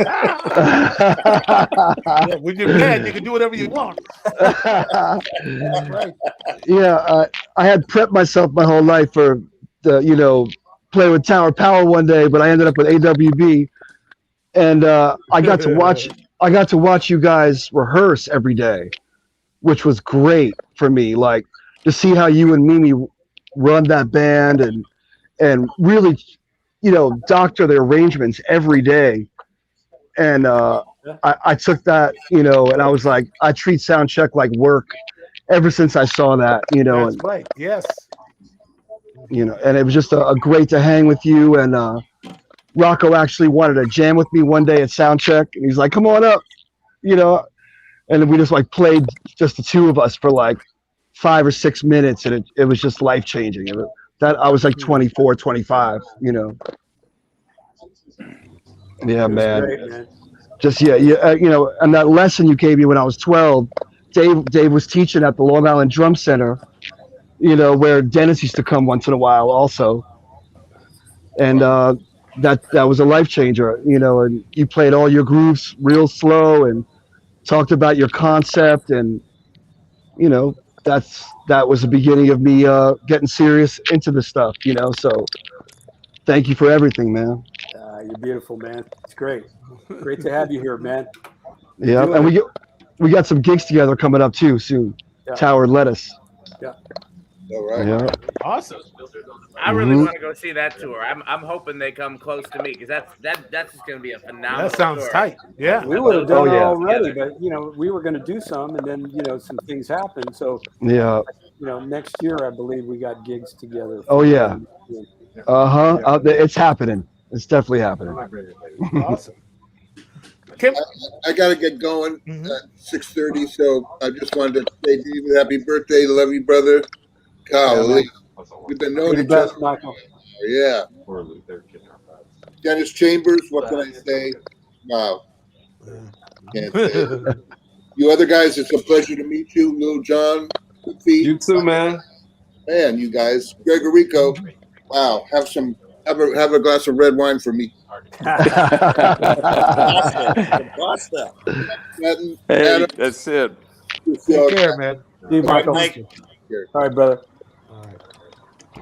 Hey, David, happy birthday. I gotta bail too. This is I'm having a lot of problems with this thing, but I'm glad I got to come here for a minute and hang with y'all. Love all of you, and hope to see you soon, David. Love you, brother. All Talk right, to you buddy. soon, man. Greg, Safe thank you for travel. everything, Greg. Yeah, great to see you, man. God bless you, Greg Errico. God bless you all too. Take care, Greg. Little John, should we corner Dennis and discuss the time he spanked the entire drumming industry with that words Absolutely. video? Absolutely. Dennis, that is the The most what monumental video. Words. It's just called Words. It's on YouTube where Dennis just, all right. he doesn't play a note. He just cusses everybody out. Yeah. We're playing too much. Like nobody's playing any music out there. Hey, it needed to happen. Why don't you let a bar go by where you're not doing nothing? Dennis laid it all out, man. The Words video is more legendary in my circle. Hold on, but I got a question Words, for Dennis. That Hey, Words Mike. video. Yeah. Go ahead. Dennis, he's talking about when you laid everybody out on that video. You didn't even play. You just talked and told cats to chill out and What video? let a bar go by without playing some licks. That's that not video. music. Yeah, that video. Yeah, the one where he spanked everybody in like an 8-minute video. Yeah, That's not music. An 8-minute ass Yeah. whipping. That's what it was. That's not music. What is all that? That's not musical. He's the guy that can Yeah, do it, man. you know, I mean, he Yes. played all the notes.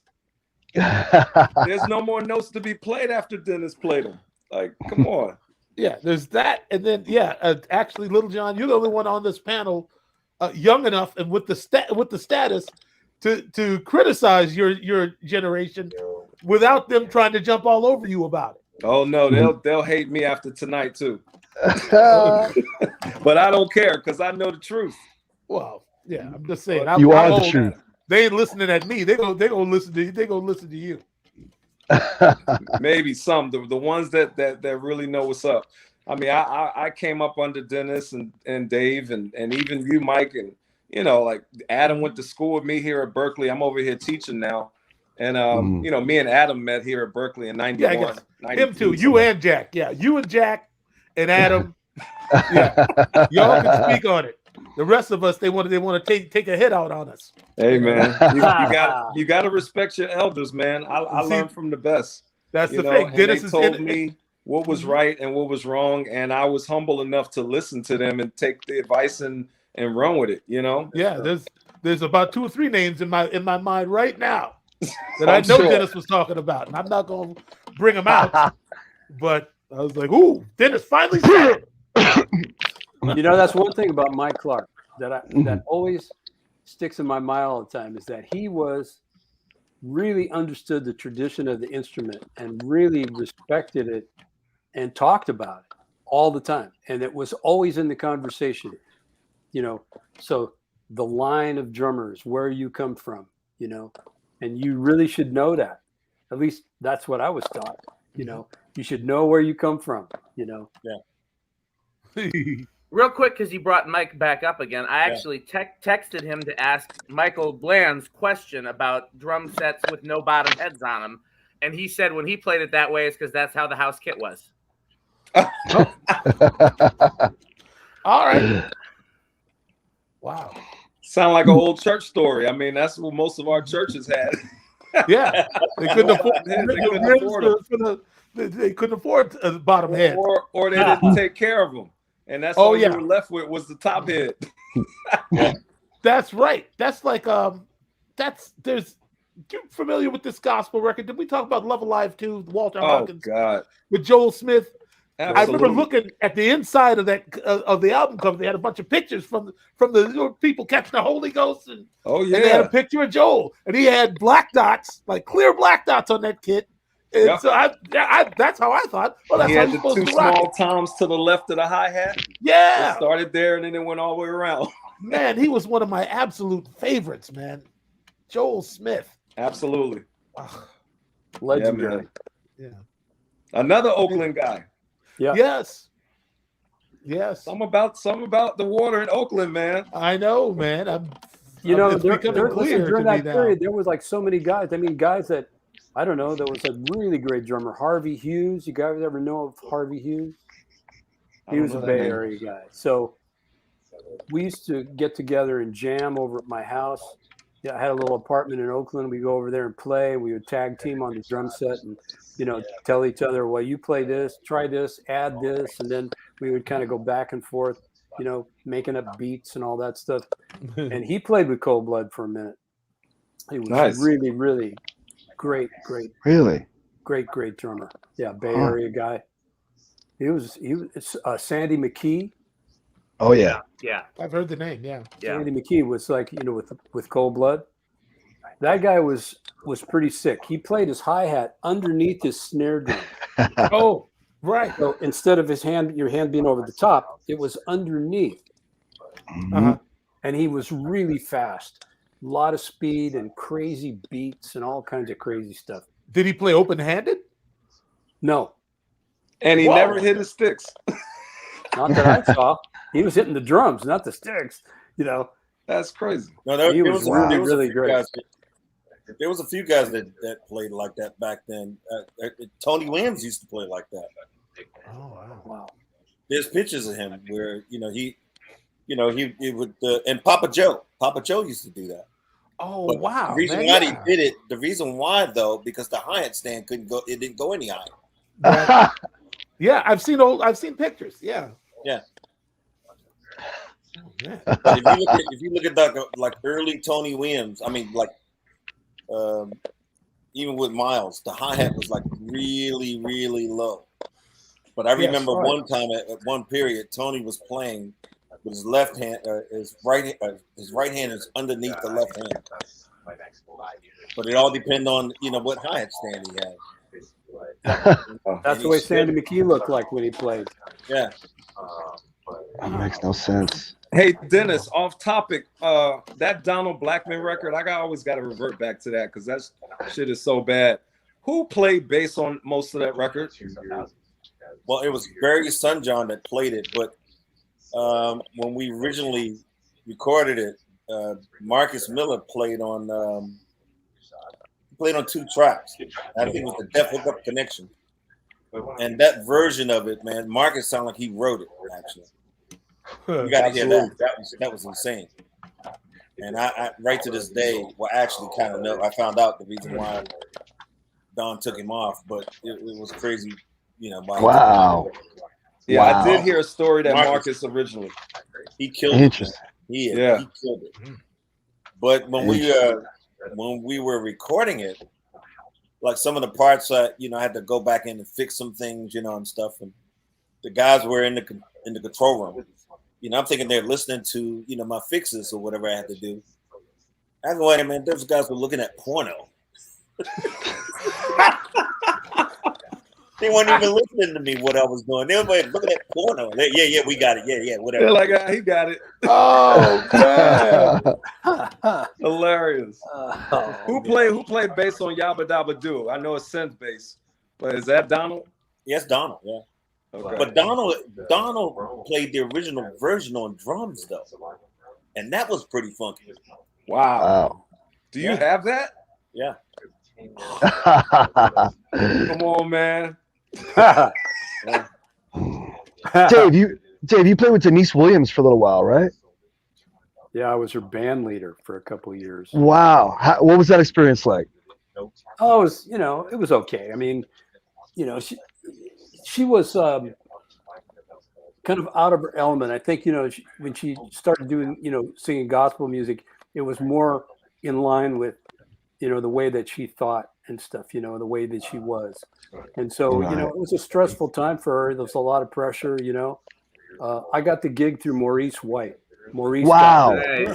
Wow. Wasn't that's the EWF rhythm section on like that first record, isn't it? Yeah. Yeah, okay. On like Free and like you played Billy Free, and all David? that? No, I was on the next album after that. I played some of the stuff on that. Okay. What album is that?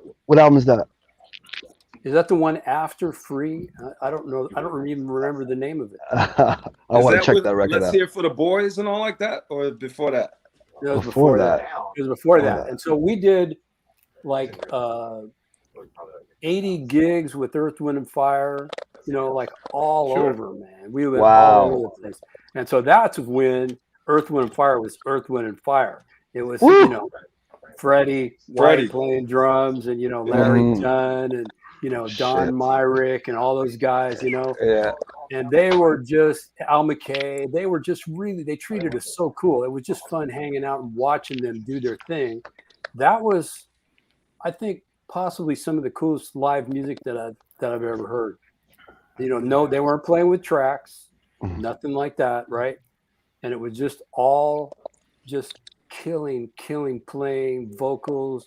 Maurice was like a mastermind. He's like the genius, right? Yeah. So without question, isn't he playing on Billy Stewart Summertime? Isn't he playing drums on that? Because he did sessions for that record company that put out all of those things in Chicago. Chess Records. So I think Maurice is playing drums on that song called Summertime, that Billy Stewart song. Mm-hmm. So not the Cool in the Gang version, right? No, the song that Maurice like played on Chess Records. Billy Stewart. Like the early, because he was in the Chicago, that Chicago scene there. It's a Lou big-time hit. Satterfield, who was also in the horn section. He played bass too. Played trombone and bass. Another famous one of the Chicago crew. I think he might even been playing bass on some of that stuff, some of that Billy Stewart stuff. Wow. All right. Somebody put a known fact here. Amazing. Hal Blaine. Okay. Hal Blaine. What do you know? All right. Okay. Hal Blaine. Thank you, Nick Costa. Thanks, Nick. Encyclopedia Nick. That's good. Adam, are you on a tour bus? Yep. Okay. Yep. I'm back out. We're back out. Okay. Where are you? Where are you guys? We are in Raleigh, North Carolina. Raleigh, North Carolina. Yeah. We outside. Outside. We outside.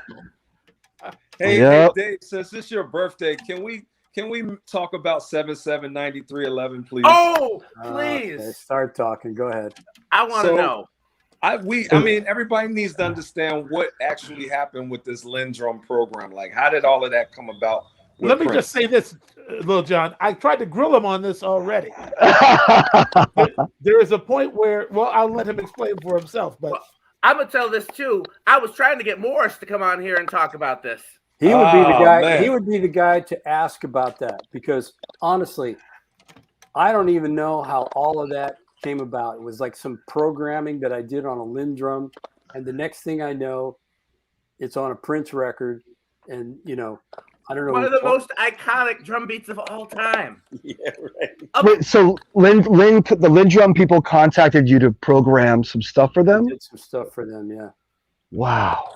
And was that the whole beat, or did they manipulate it or something, or is that the actual beat that you programmed? Honestly, Did you write it out for them, or did you actually play it on the machine, or I programmed it, you know, but programmed it? I can't give you any more information.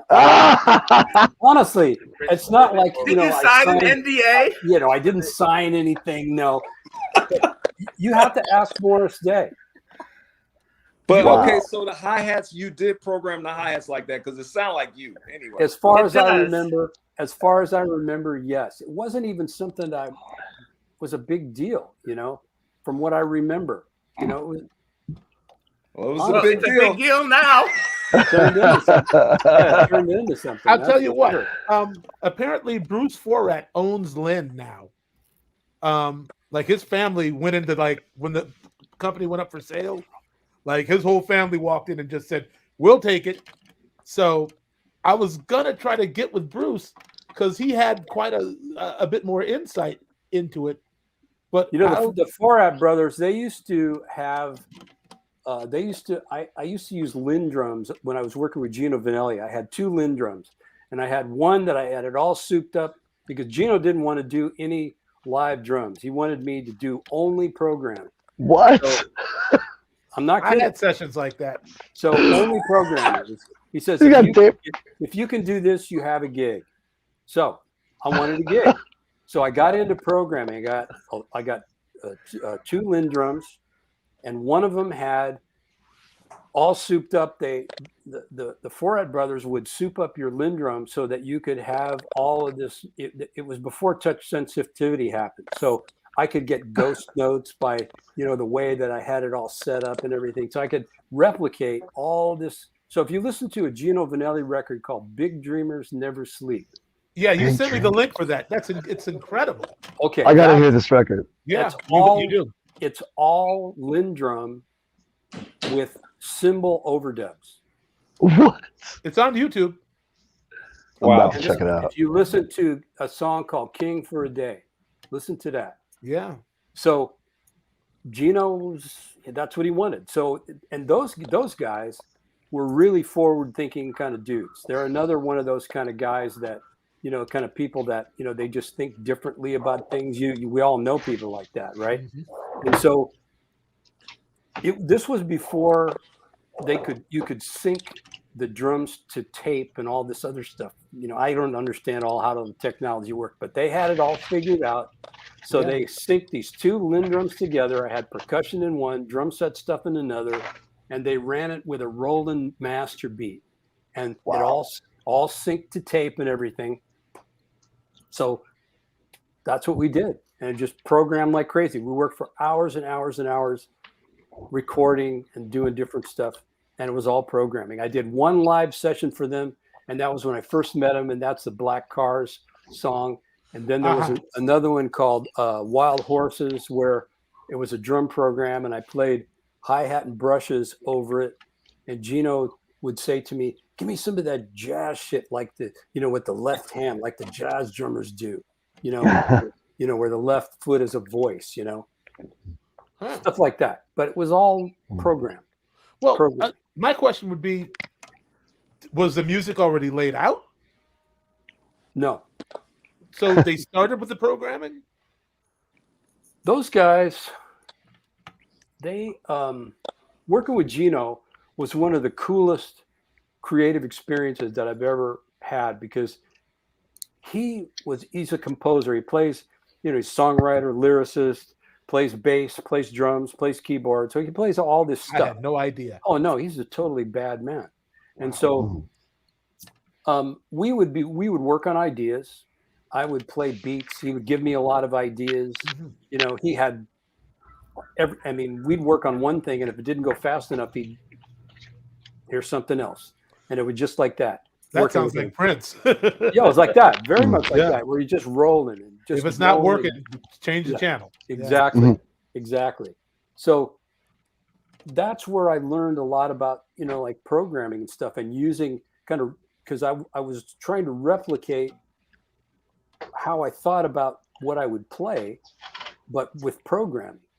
And so that's why, the Forehead Brothers, you could take your Lindrums to them and they would soup them all up for you. And they could do anything with them that you wanted. Anything you could conceive, they sort of could figure it out. And so they were legendary in the studio scene there in LA during the time. So because of that, I was able to program my stuff and it sounded like I played it. Yeah. Bruce told me a story about going like, oh man, I used to go to everybody's studios and and soup up their machines. He's like, yeah, Barry Manilow. I go to Barry Manilow's house. And yes, sir. Yeah, I guess Barry Manilow was a real. He was like a real player. He was big those business. guys were part of the studio scene because everything was programming. Yeah. Everybody was doing it. You know how LA is. Once things get going, it's the trend. So what was your favorite record session, Dave? Favorite record session? Favorite record or favorite record to play on? Well, the Oakland Zone record that Tower did in I think it was 2003, something like that. That was I think one of Tower's best rhythm section records. And then we did a session as a guest, the band did, on a James Taylor tribute album called Sketches of James. It's on YouTube, and Steamroller Blues. And it's really sick, man. I mean, Spiffy, I don't know if you can put that up now so people can hear it, but Rocco he's at his absolute finest, man. Wow.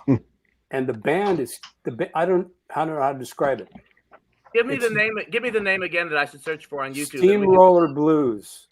Okay. It's a James Taylor song, and it's called Sketches of James, Tower Power, Steamroller Blues. And to bookend that situation with 777, what caused that song to happen was Prince was somewhere and he heard Glide by Pleasure. Oh. And he said, Pleasure. I need to do something like that. And he went right in the studio and, so that was his inspiration for that, actually. Wow. Bruce Carter. Bruce Carter, yes, sir. Another cat that, when I first got the Prince gig, people would come up and say, "Congratulations, Bruce!" Because we look so much alike. And I had never met him. I didn't know what they were talking about. I finally met him at in Monaco at like the World Music Awards, and we just walked up to each other and started laughing. I'm like, "So did you get all those crazy calls?" And when I started with the videos with Prince, yeah, man. All the cats in my town were like, "Man, how'd you get the gig?" Like, we looked so much alike, people thought I was Bruce. So that Pleasure band, that was a legendary band in Portland. Yeah, I even played a little like him. I found out, like we had a similar sort of thing happen. Absolutely, killing, man. He was really something. Yeah. Dave, do you want me to play that video real quick? Play it. Okay, hold on. The first minute or so is a little slow because this is guitar and vocals, but you gotta. This is the checkers game where grandson and granddad will bond. Get that YouTube red. They'll bond. Yeah, well, all right. You got to be patient for this first minute or so. Roller, baby, and I'm finna roll all over you.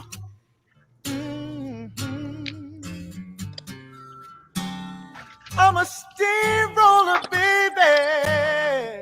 And I'm finna roll all over you.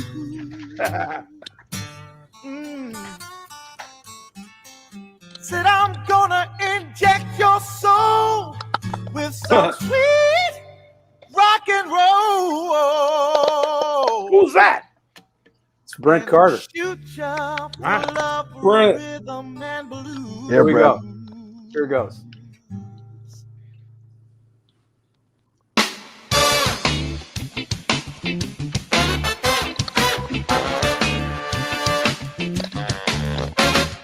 Semen makes Oh. a baby, churning her to burning funk.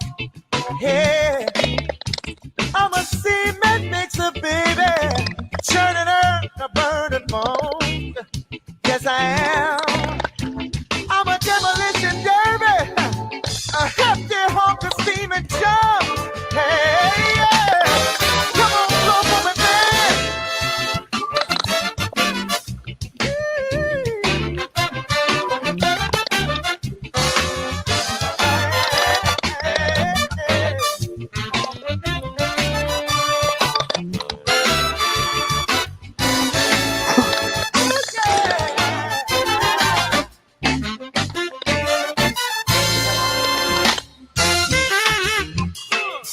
Woo!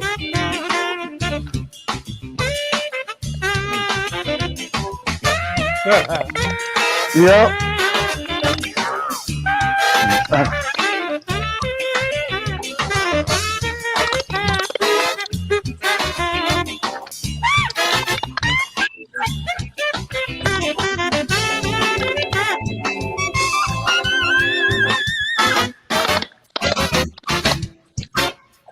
Oh!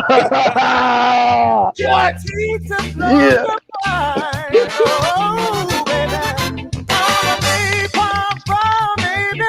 Guaranteed to blow your mind. Yes, I am. And if I can't have all your love on my own, won't leave nothing left behind. Oh, yeah. I'm a steamroller, baby. I'm a steamroller, baby. Can you feel the rolling on? Said I'm a scheming for you, baby. For your love. I'm a scheming for you. For your love. Steamroller, baby. I'm a steamroller, baby. Don't let no more for you. Steamroller. If you don't believe it, baby. Oh, blow that saxophone, blow that saxophone.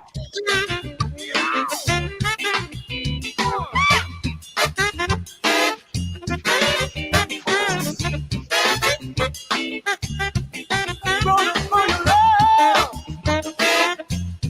Yeah,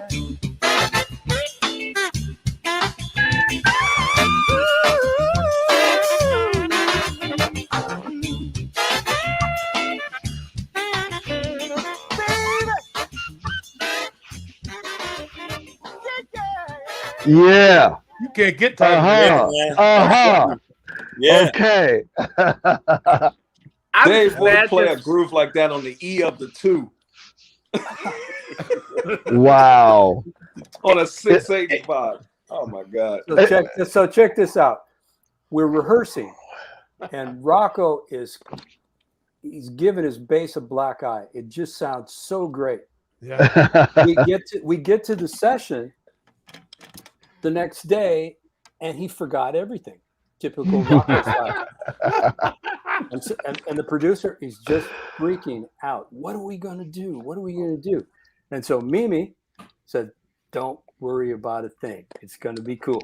And so typical Rocco, he's in the moment all the time. Yesterday's notes were yesterday's notes. Yes. So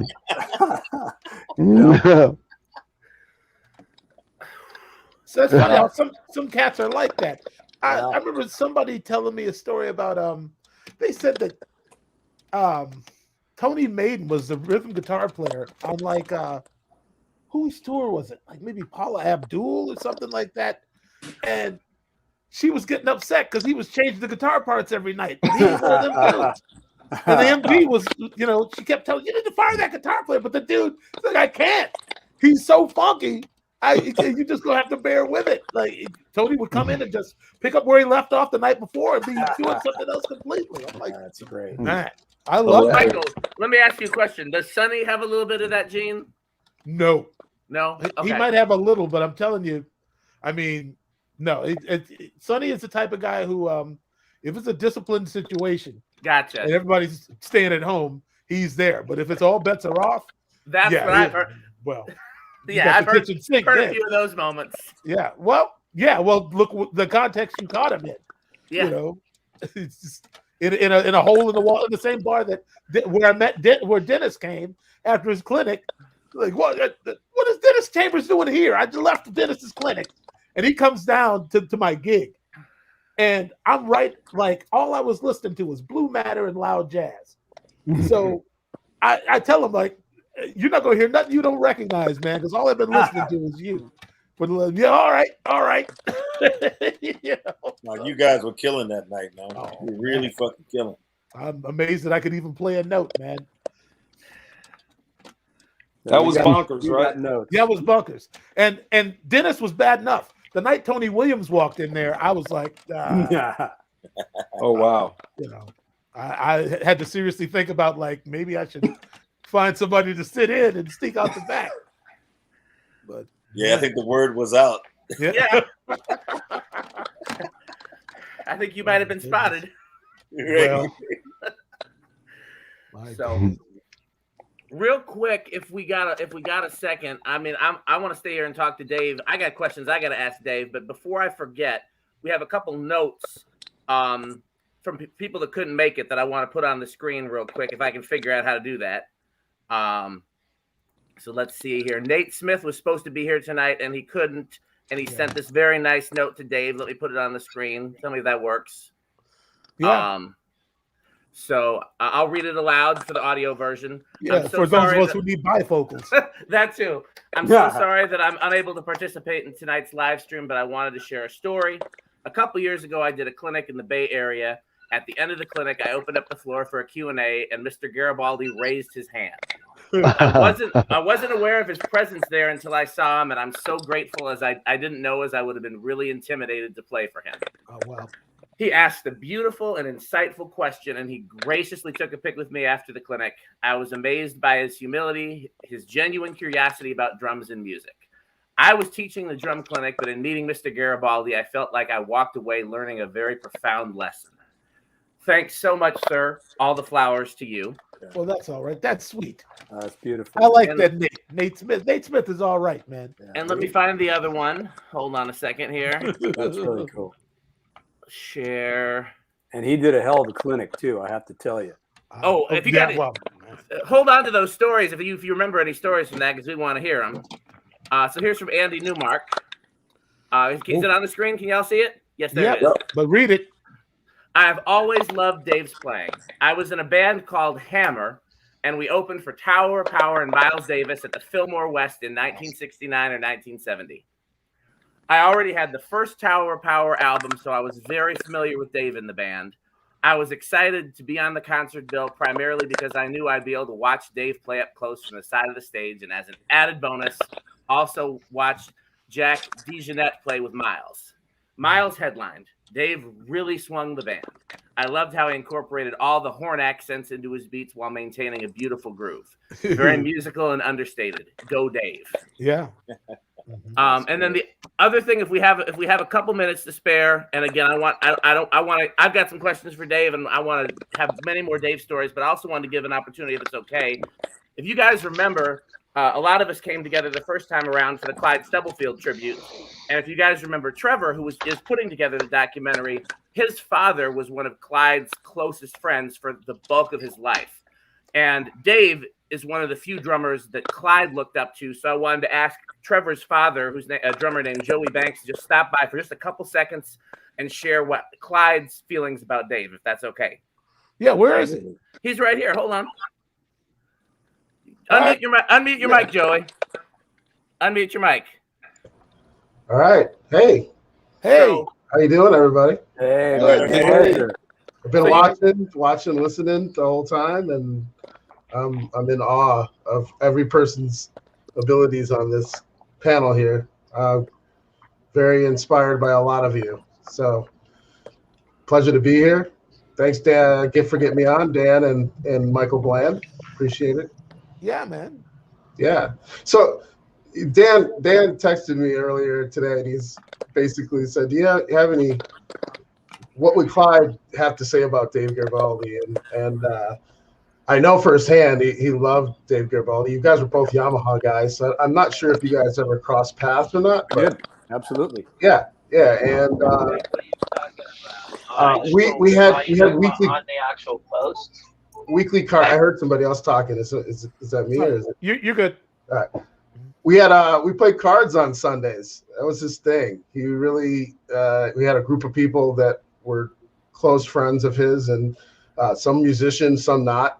But we just get together, and Clyde would cook for us, or grill for us, or cook pizza in the oven and whatever, and do shots and just have a good time. And there was a lot of camaraderie amongst the group. And we would listen to funk and soul music. That's it. That's all he ever wanted to listen to. But whenever Tower Power came on, he's got this little air drumming thing that he would always do. He always would play. He would play to Dave Garibaldi. He would do what he thought you were doing, and he did that for other artists. But it was always Tower Power tunes, and he loved your music.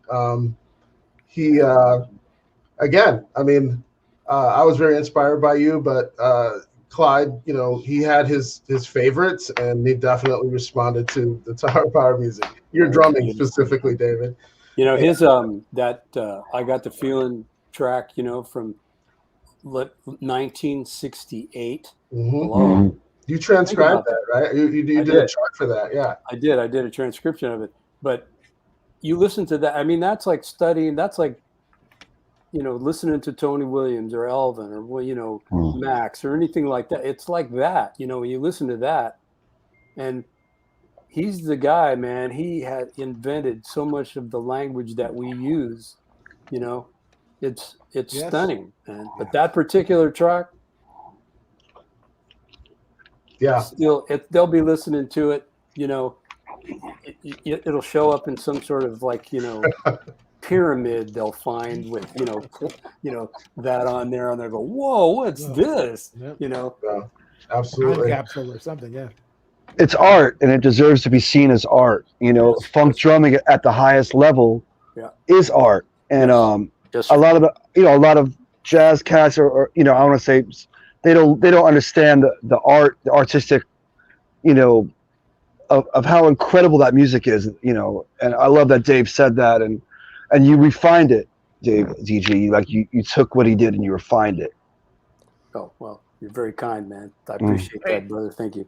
Yeah. Real quick, Lil John has to go. So before he dips, Lil John, you have any more questions for Dave? Thank you for bringing up the 777 because I was going to bring that up. Oh yeah, I had to go there. But man, Dave, I just want to thank you for all that you've contributed to the drumming community and the world musically, man. I thank God that He spared your life from that incident that happened, man.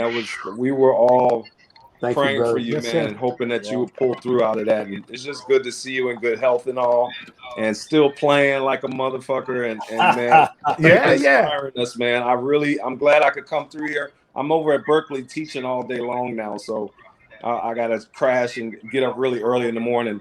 But I'm glad I could come through here, man. Show you some love while you are here. With Thank you, brother. I appreciate it. My uncle Dennis. Great to see you and talk to everybody. Yes, sir.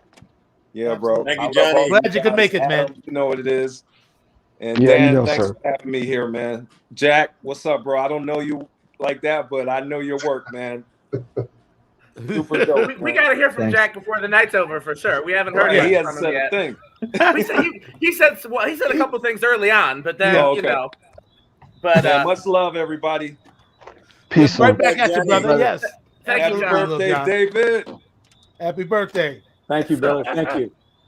I'm Bye-bye. upset that we couldn't get Roger back on. Roger was trying to log in, but he didn't have good connection in Hawaii because he apparently had the doctor with him in Hawaii that Yes. saved David's life. And the doctor was going to come and surprise David on the show, but he couldn't get his connection to be consistent enough to do it. Sure. Yeah, I didn't know if we was going to go there and talk about the accident or anything else like that. But I mean,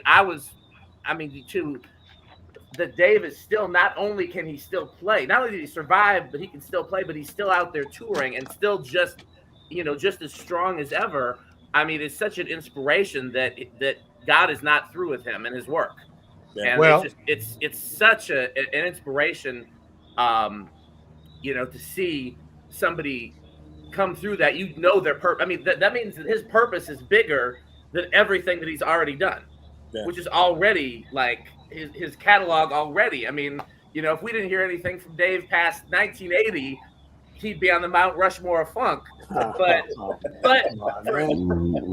for God to bring him out of that and back full force playing means he has bigger things yet to do. That's right. And that's such an inspiration. So I appreciate you saying that, man. It's nice. That's my piece on that. Yeah. Say your prayers and take your Flintstones, like Hulk Hogan said. I thought Mr. T said that. Take your vitamins, fool. I mean, is there anything you want to share about that, Dave, or would you rather not talk about it? Well, I mean, I'm here. Just life. That's it. Yes, you're here. Life happens, man. I mean, things happen. That'll surprise you. You got to be, so enjoy every minute that you're here. Enjoy everything that you got going on. Shit can change really, really fast. Yeah. I'm a different person since that. In a lot of different ways. Yes. But man, I'm so thankful that I'm here, and Marc and I, we get to work together, and it's a great thing to be doing this with you guys, man. I mean, I love you guys. I mean, thank you so much for doing something like this. I can't tell you what it means to me, man. It's beyond words. I was so nervous today, man. Why are you nervous? Right. Because I don't like people talking about me. It bothers me, man. I just, I like understand that. I like being under the radar, I get it. But this was a little bit too above the radar, Well, you got to tell your story while you're here. Yeah, I think there's got to be somewhere people can, harken back. But when the maker calls you home for real, we'll have this. Right. Well, I was going to say it's a testament to how much Dave is loved that we crashed StreamYard. That was too many people. We had so many people trying to get in here and show love for Dave that but the internet couldn't handle it. Right. So if you don't mind me asking though, and feel free to tell me to shut up, was there a time when you thought you wouldn't play drums again? Yes, sir. When did you realize that you were going to be back to the funk? You want to know the real truth there? It's like, okay, so I came home from the hospital after the accident, and my wife had to feed me and dress me and all this other stuff. And I could make it from my bed, hobble into the TV room across the hall. That's where I am right now, and sit here all day and just, I couldn't, my jaw was broken, so I couldn't eat, she had to feed me, puree my food, like babies, baby food and all that stuff. And so one morning, I think I was home maybe a month or 6 weeks, and I put my pants on by myself. And I had not been able to do that. Don't ask me why, but I needed help. And so for some reason, that moment when I put my pants on and I realized, wow, I can do this. It's a stupid thing, but something lit up inside my brain after that, man. And I just, from that point on until now, my life has just, gradually elevated. That's all I can say, I got better really quickly after that. Russ told me, when I'm in the hospital there, my jaw's all broken. My face is all broken and everything. I look like, somebody had just beat the piss out of me, you know. And he says, "Oh, you'll be back to work, you know, October." This was like January. "You'll be back in October." I said, "What? You're out of your mind, you know." I mean, I could hardly see, you know. And he says, "Well, you have no neurological damage, so you're going to be okay." And so, you know, he was a doctor. He knows how people heal and all this other stuff, right? So those are like prophetic words, man. You know, by October, I was back at it. You know, although when I went to hear the band that summer, just to see him, you know, and I'm listening to some of the songs, and I'm going, "Is that how it goes?" I mean, I couldn't remember some of it, you know, and it was just really strange, you know. So they were playing 2 nights at the San Mateo Fairgrounds here in the Bay Area. It's like kind of was a real big annual sort of gig, you know. And so Mimi says, "Why don't you come back next night and come and play a song?" So okay, so I think I played "What Is Hip" or something, and I didn't remember a lot of things about that. I just sat down and I played, and I got through it. And I go, "Wow, that was interesting," you know. And so he says, "Well, we're coming back in a couple weeks. Pick some songs to play."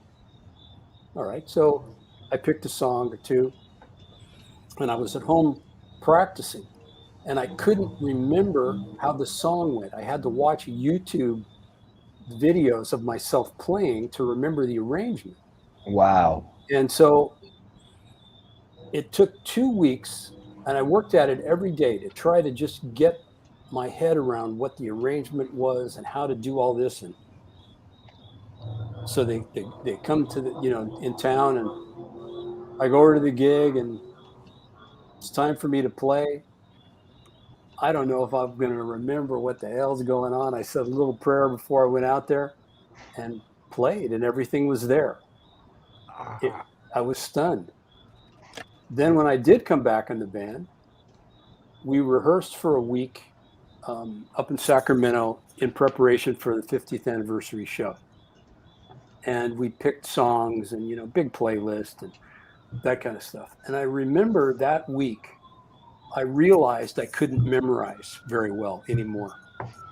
For some reason, my ability, you know, my brain just went to lunch, right? So I had to remember Mimi calling up all these tunes, the order of tunes we're going to do in rehearsal. And I'm looking at all these songs, and I can't put them in the order that he called them.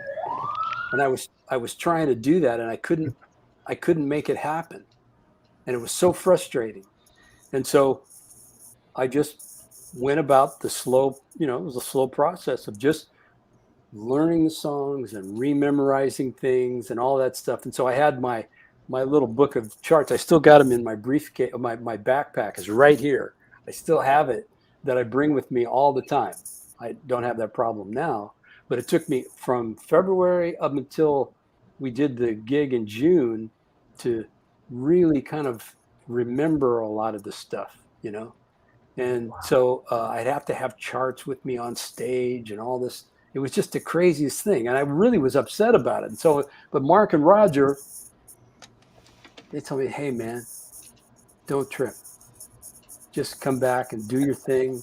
Everything's going to be fine." And then I realized, you know, those guys, they love me, you know, they wanted me there. I wanted to be there. So I just kind of looked at it as like a project.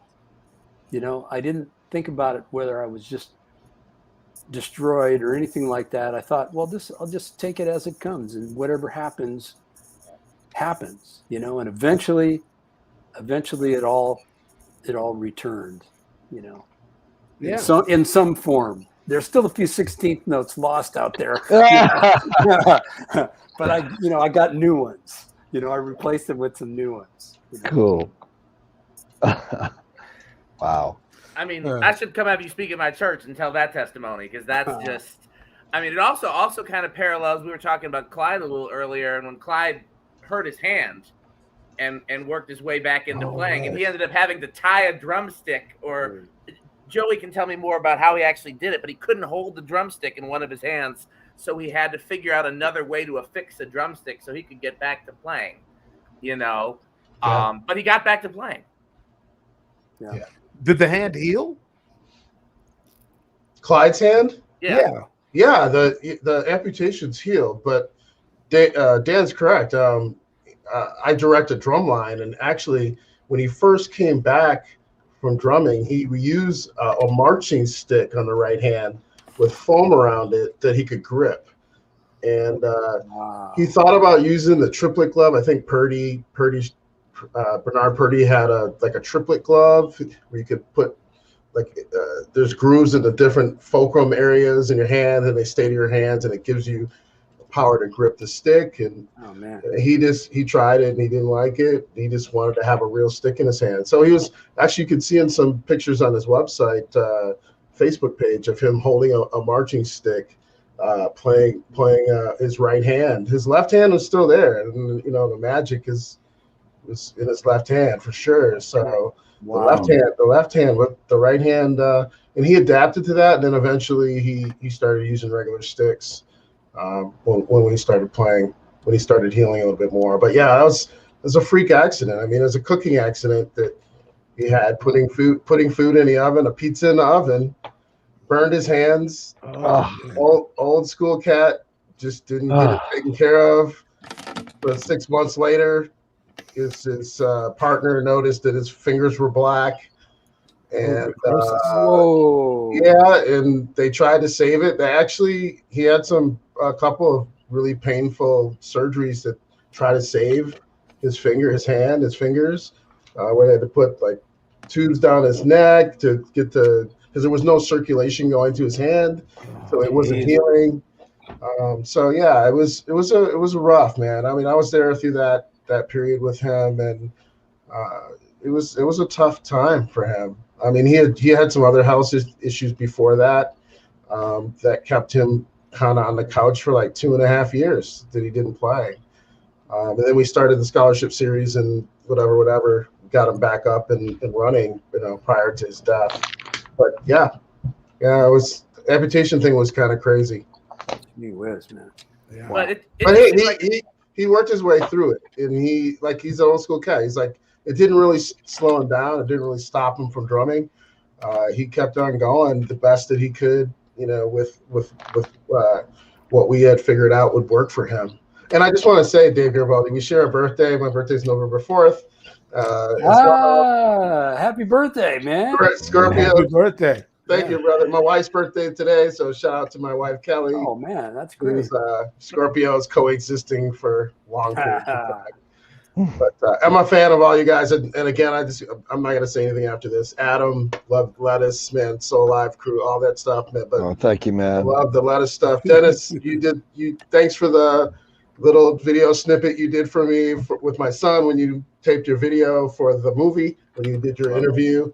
It was really cool. I've been showing it to all my friends because my son knows you're my all-time favorite, Dennis Chambers. Yeah. So I mean, Jack, I'm obviously familiar with your work, and Michael Bland. I mean, I'm a huge Prince fan. I mean, I wear the sign on my arm. Whoa, that's there it is. There we go. All right, brother. I'm pretty serious Prince fan. So just to let you know, all periods, all. Oh, watch out. Okay. Aspect all the way back to Minneapolis Genius, Andre Simone, Prince. Yes, sir. Back in them days, I've been listening, been a fan. So Minneapolis Genius 100%. And fortunate to be here with you, and just to be in your presence is kind of godly to me. So you know.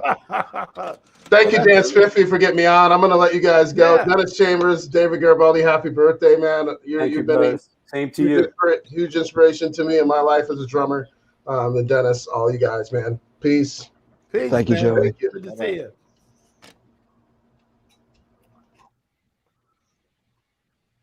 Wow. And then there were 6. Uh-huh. Yeah. I'm getting hungry. I'm gonna have to go eat dinner pretty soon. I was gonna say, right? It's your party. You decide when it's over. If you're ready to wrap it up, that's okay. I had a couple questions, but I wanted to see if Jack had any first because I know he hasn't said much. And I'm good. Yeah. Okay. One of the things I wanted to ask you is that, speaking as a Tower of Power fan, so when you weren't playing with Tower of Power, who was your favorite drummer to fill the throne?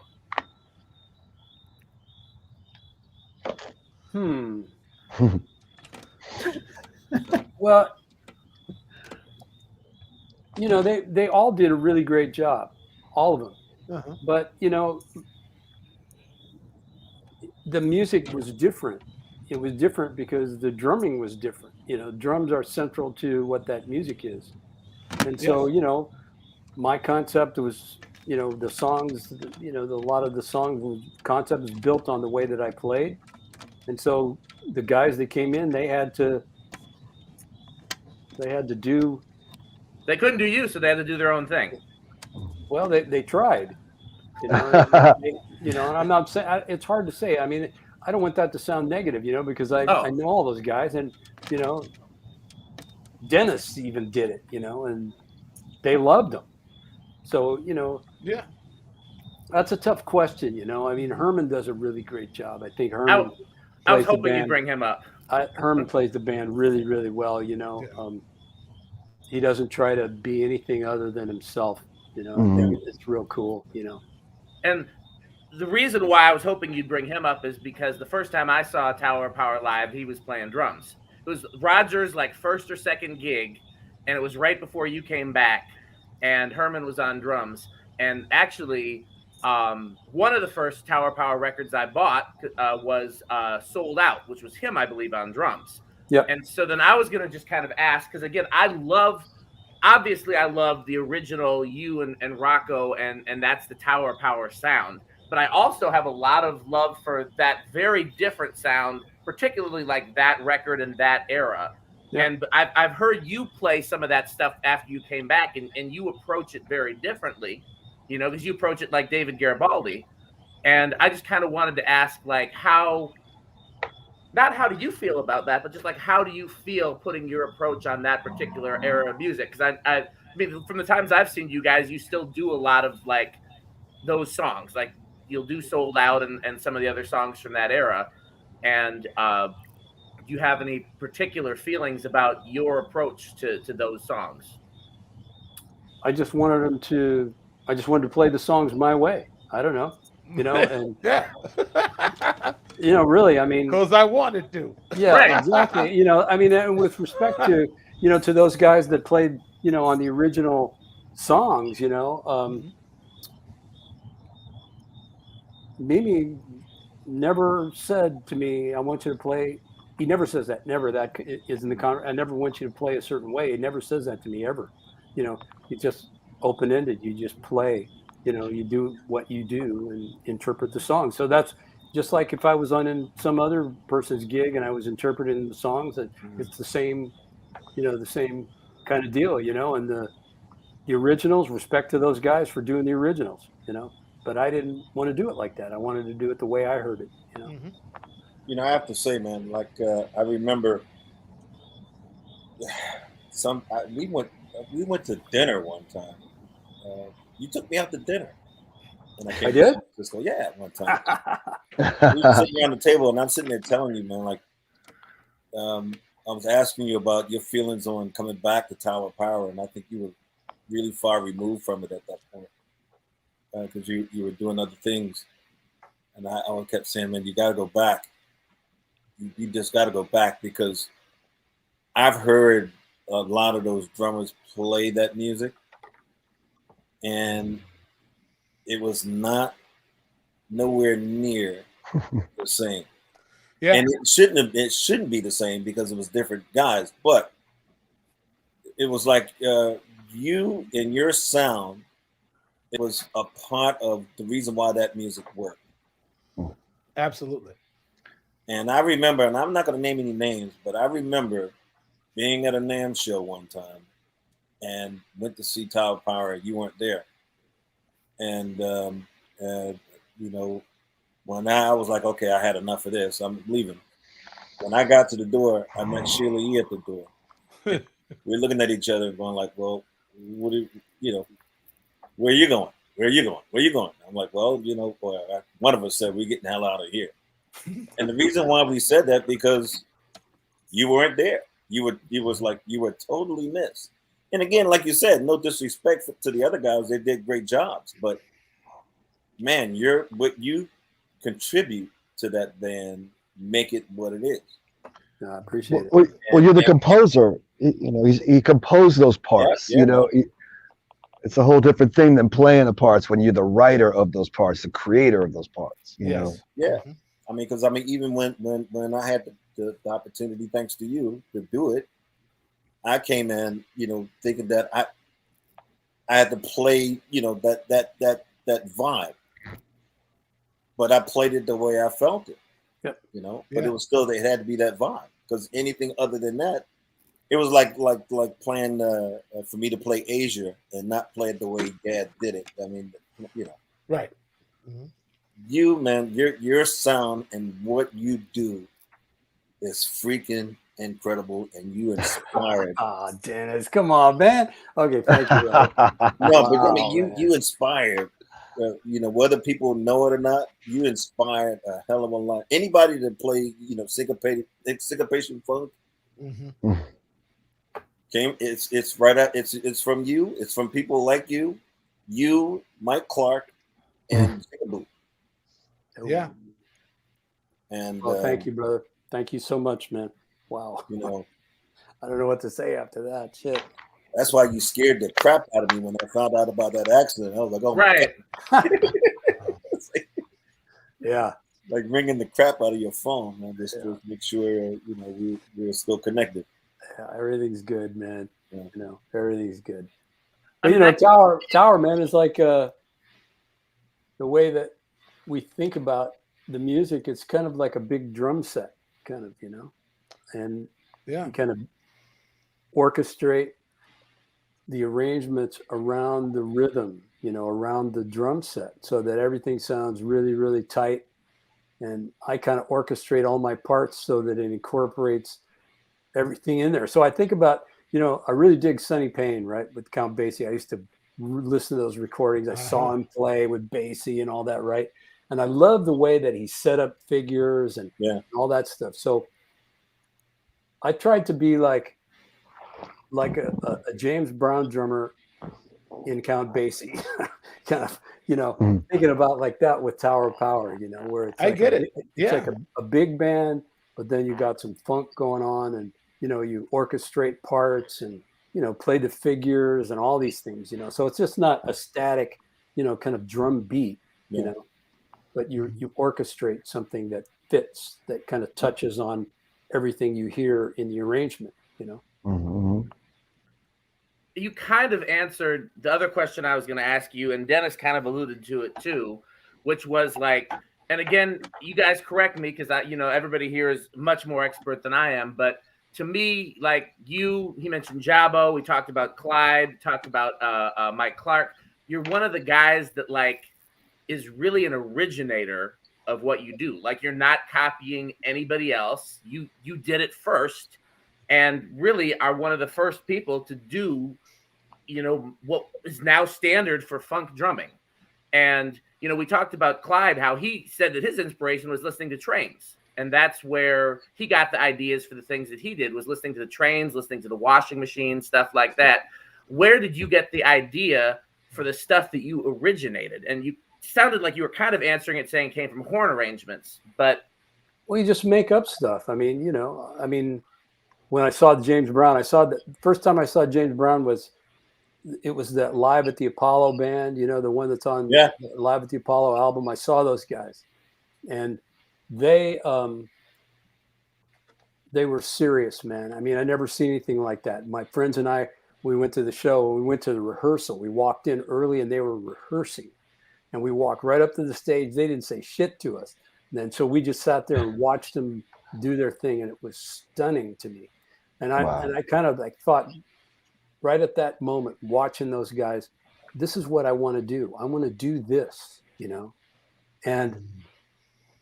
but then also at the same time, coming up in the tradition of playing big band and jazz and all that, right? I loved all that stuff.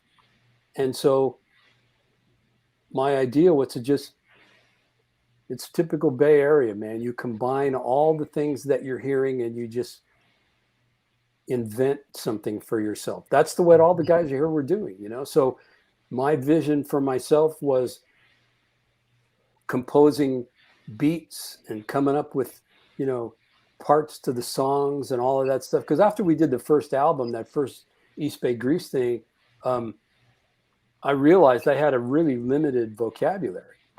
That's a great record, by the way. I always hear you say that record isn't your favorite, but you played some amazing stuff on that record. No, wait a minute. Let me say this.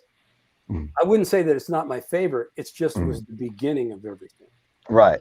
So when we had just after that, we got a 6-record deal with Warner Brothers. And so we're going to do the first record. We're in Memphis with Steve Cropper and those guys, and we're doing the first record. And I realized, well, I don't really have a lot of stuff beyond what I was doing on the East Bay Grease. And this is going to be 6 albums. I don't want to be sounding like the same thing on all these albums. So I tried making up beats for the songs. And I think, well, that worked pretty good. So then the next album after that was What Is Hit? And so that's when I really was getting into, I wanted to get into Latin music, because I was listening to Ray Barretto and Latin music and realized that there's all this groove, but there's nobody banging out 2 and 4. And so I thought, well, what if I was to make up beats that didn't have any 2 and 4, but just were beats? And that worked pretty good, because that was the Oakland Stroke and Soul Vaccination and, those kind of things, right? And so then I realized, okay, well, let me compose beats for each section of every song, and I would never repeat myself in another song, right? So I would force myself to think of specific things that became part of the orchestration of the songs, right? That I wouldn't use anywhere else. And that made me really have to think all the time to come up with stuff, right? So that it became like composing stuff that you playing in the band. And then we started arranging around the drums and all of that, A lot of that is Mimi too. Mimi was like, he loved drums. He loves drums. He loves all you guys. And, he listens to a lot of drummers. And so it was perfect, So crazy. Oh, go ahead. I'm sorry. All I was going to say is that the reason I stayed with Tower of Power this long is because it's my university, It's kind of like my music, like my musical home. You know what I mean? My time out of it and being in other bands and listening to people argue with each other and saying shit about each other, and they don't like the way this guy plays, I don't like the way that guy plays, and all this stuff. That conversation does not exist in Tower Power world. If you are in Tower Power, you're in there because we like what you do, what you contribute, what you bring. So we never, ever say to each other what to play, ever. It's not even in there. And I thought, when I wasn't in it, I'm going, I really miss that. And so that's why when I had the chance to really come back, that's why I stayed, is because it's a place where you don't have anybody up your butt about anything. You can play anything musically that you want that fits the music. It's an organic thing. It's still building. It's still growing. You get paid to do it. I mean, who doesn't want to be in that? I hear you, bro. I hear you. I think the thing that was just blowing my mind in the first half of your story, when you were talking about all the different points to your approach, is there's so many things that you were saying, like, I'm going to try this. I'm going to take the 2 and 4 out. I'm not going to play any 2 things the same. And there's so many things that nowadays a lot of producers and arrangers and stuff will tell you that a lot of those things are the opposite of what it takes to make a hit. And it seems like you took a lot of what was considered to be the opposite of the ingredients to make a hit and made hits. Well, I wouldn't know that. I don't know. It's like hits. It's hits with us, for sure.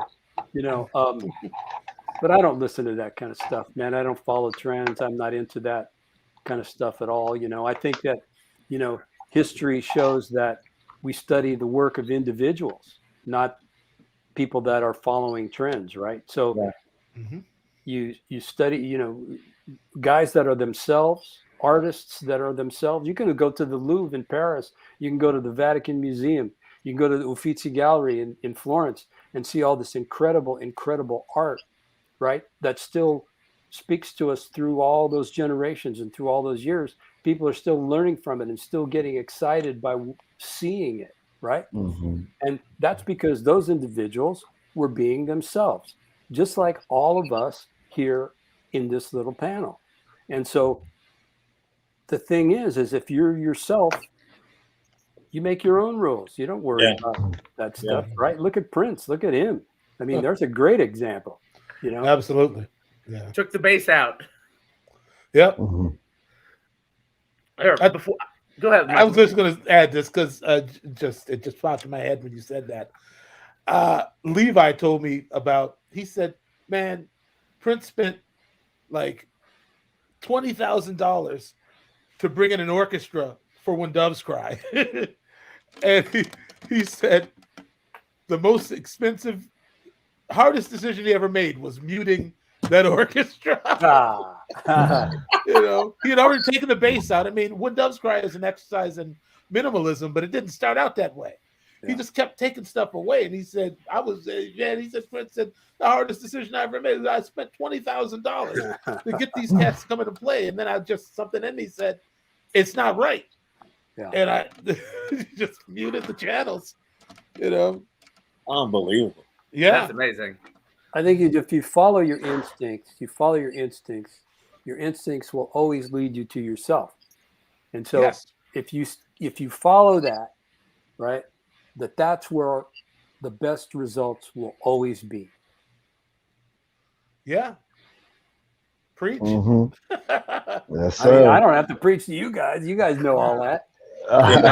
You're preaching for them, those people who are watching this, right, and being It's- amazed. It's still good to hear. It's also important to play with people that will allow you to do that. Yes, sir. Yes, I mean, 'cause absolutely.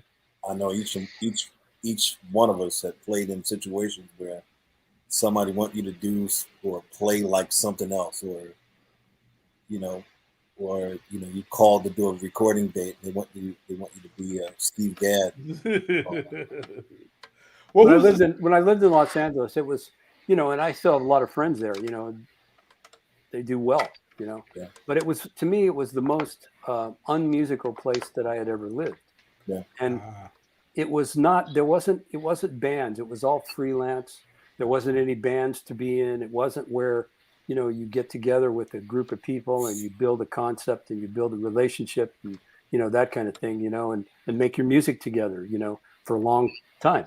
It wasn't like that.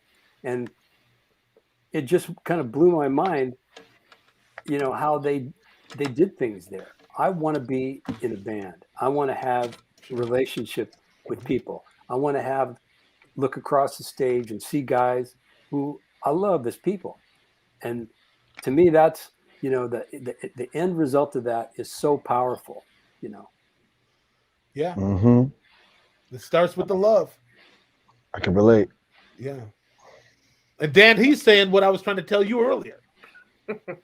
Well, he's also completely different subject. Oh yeah. Also though, Michael and I have talked a lot about our experiences in Los Angeles and how it's not what we came up with. It's people that just want to show up, do the thing, and go back home. And we're like, well, but rehearsal can't be over. Like, we haven't perfected the thing. Yeah. Why don't y'all want to work? I was in a rehearsal with Maxwell in 2000. And I remember looking around. We were rehearsing at Center Staging. And we had 3.5 weeks to put the show together from scratch.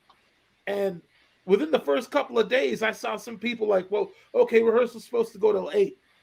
Around 7:45, I saw some people visibly looking at their watch. Like I got to meet somebody at Spago at 8:30. What's going on? And I was like, man, you could never survive in Minneapolis. Not like that. So I had somebody tell me once. Somebody told me once there, after a gig, the guy called me, and he was criticizing, critical of the way that I played. He said to me, "Nobody plays like that anymore." What? Okay. So I realized this is not the place for me. That's some bull. That. Wow, that's crazy. Yeah, nobody plays like that anymore. And, okay, cool. Yeah, great. Okay, whatever. Yeah. Somebody told me a story about I think it was Vinny Caliuta doing a session. I can't remember for sure, but they were asking him to play more like somebody, like play more like Jeff Porcaro, play more like, and it might have been Vinny, I'm not sure, but somebody. They were like, "Well, I got to get in the mood. Bring the lights down." Dennis, do you know this story? Yeah. But see, who was it? I think it was Vinny. Okay. But you know, at that time, being in New York and LA, you always get that, and I didn't care who you were. Mm-hmm. If you were doing some recording, they couldn't get who they really wanted, so you get hired, and or they get you who they wanted, but then they want you to be their drum machine. I've been there. Yeah, so there's a lot of that going on, and and sometimes when doing recordings now for me, it's people want you to be their freaking drum machine. Yeah. And so therefore they didn't really hire you to do what you do or trust you, your ability to, you can hear things just like just like they hear things and allow you to just create something. And when that happens, if that person trusts you enough to let you do stuff, that's when it starts sounding like a unit. Right. It's just not one mind on it. It's it's like a room full of people, whoever's on that bandstand or whoever's in that recording session. Yeah. It's their thing, even if they have to read it, but if they read it and play it the way they feel it, perfect. But some guys they're sticklers to their sequencers, and like they'll tell you, like don't disregard the patterns that you hear, come up with your stuff. And then you get in there, then all of a sudden they're trying to tell you to play like the freaking machine. I literally did a session where they were like, just play like a Lynn machine. Yeah. I taped the crap out of the toms and everything, and I just they loved it. Like, this ain't my thing, but if you dig it, that's great. Okay. If you like it, I love it. That's what the women of the night say. Baby, if you like it, I love it. But to make a long story just a bit longer, they said Vinny told him to keep bringing the lights down, and then they made it dark in the room, and he snuck out. He snuck out. Yeah, he left. If I'm not mistaken, then maybe he put the number of the guy. I think it was they were trying to get him to play more like Porcaro. Like he left his number like on the snare drum. There's a lot of great stories. If I remember correctly, I remember Porcaro told me a story once where, he would actually take the session knowing that he couldn't do it, and send Vinny to go over and do some things. Oh wow! And wow, that's cool. And this one incident, it didn't work out correctly. And the guy shut the thing down, and Porcaro found out about it and got a chance to do a session with that guy. And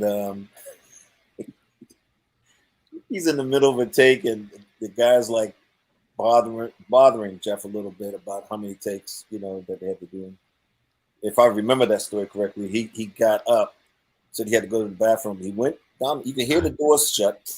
He goes down the hall, and then you hear another door, and then you hear some crackling going on, He comes back, and he sits down behind the kit, and all of a sudden, some smoke going on, and the fire department, or the alarms go off. The fire department came in.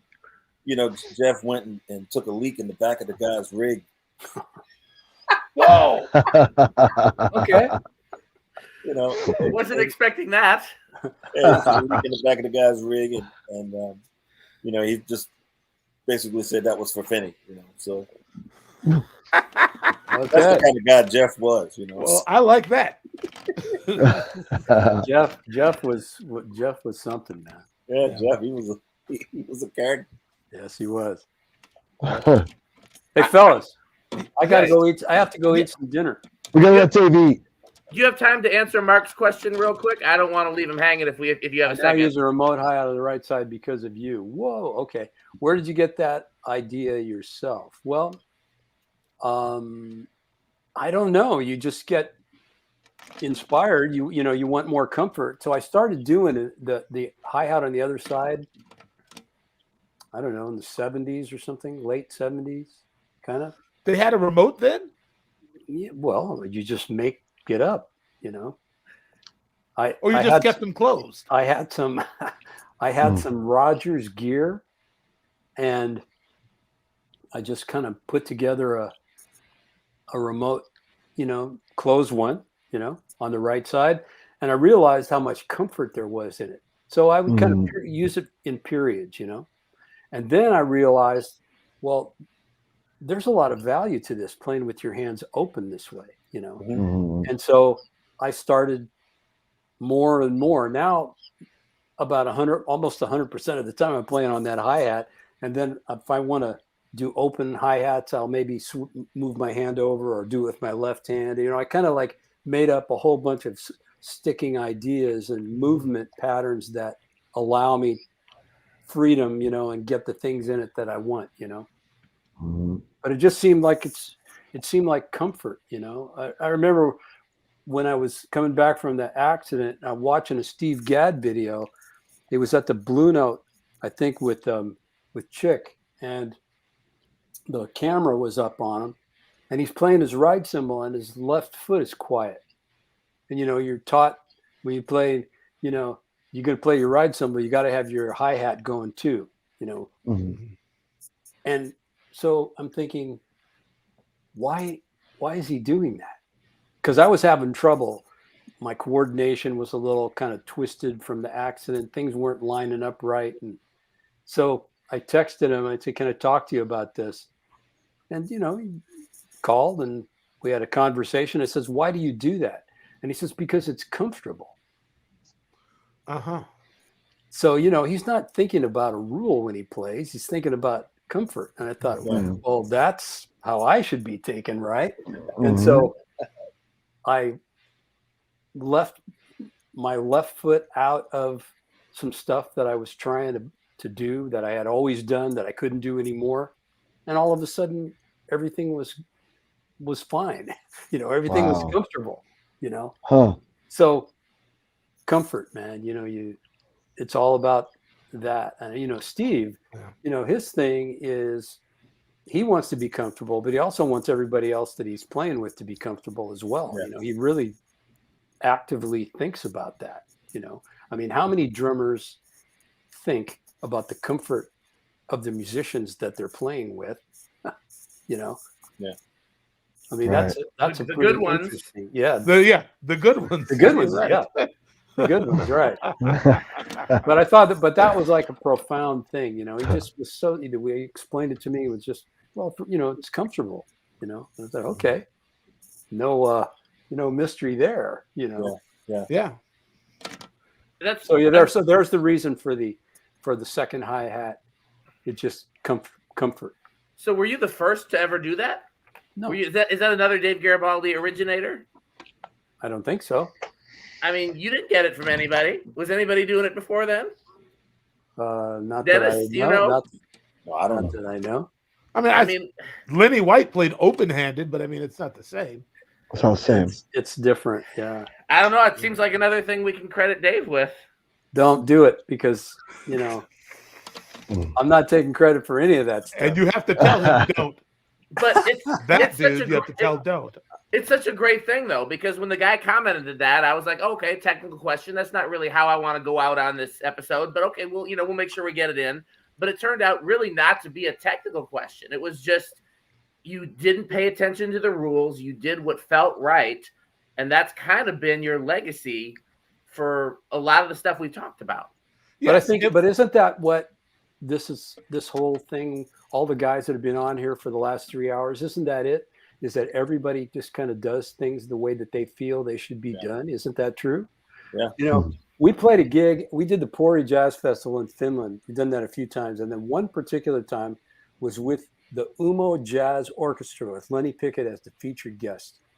Are you guys familiar with the Umo Jazz Orchestra in Helsinki? No. Oh. These guys are like assassins. They're like the VDR big band, but kind of like on some other level.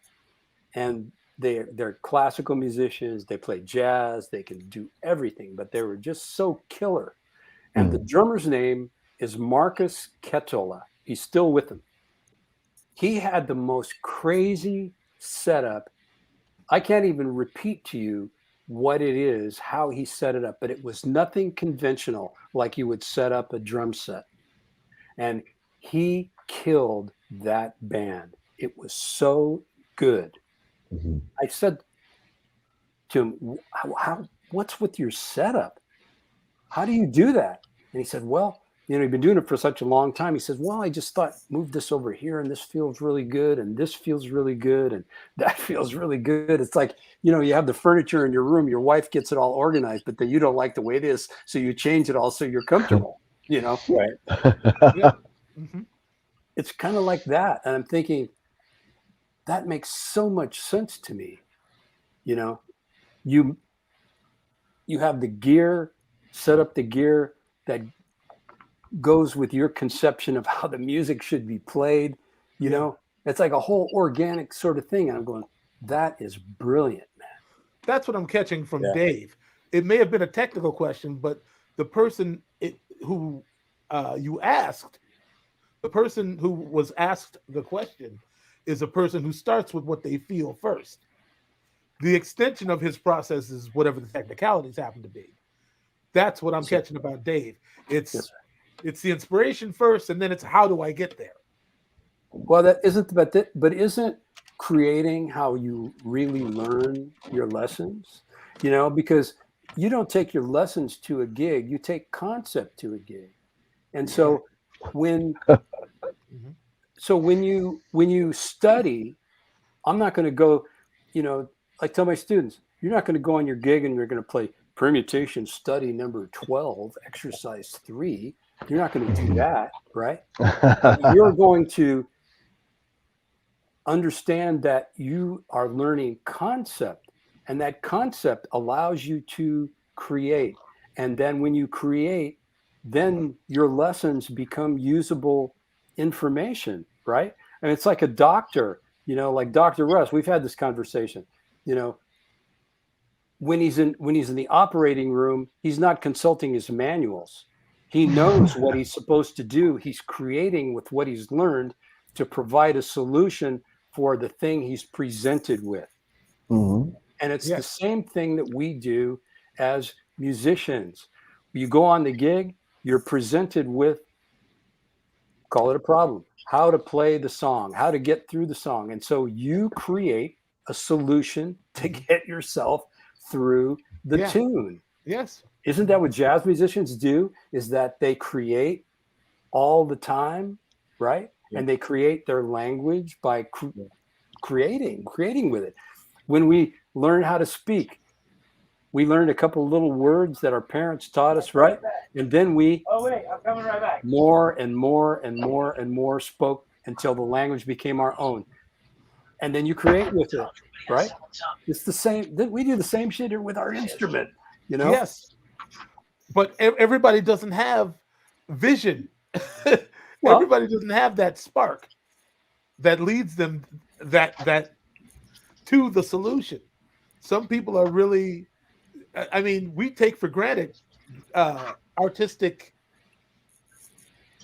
the extension of ourselves artistically, I think. Well, maybe not for granted, but everybody don't have what you have, and definitely not what Dennis has got. Well, I don't think that that is the domain of a select few. I think that genius. I believe this statement that genius is persistence in disguise. I believe that. I just wanted to say one other thing that somebody likened. I watched something recently that was talking about the process of like when jazz musicians get together and play.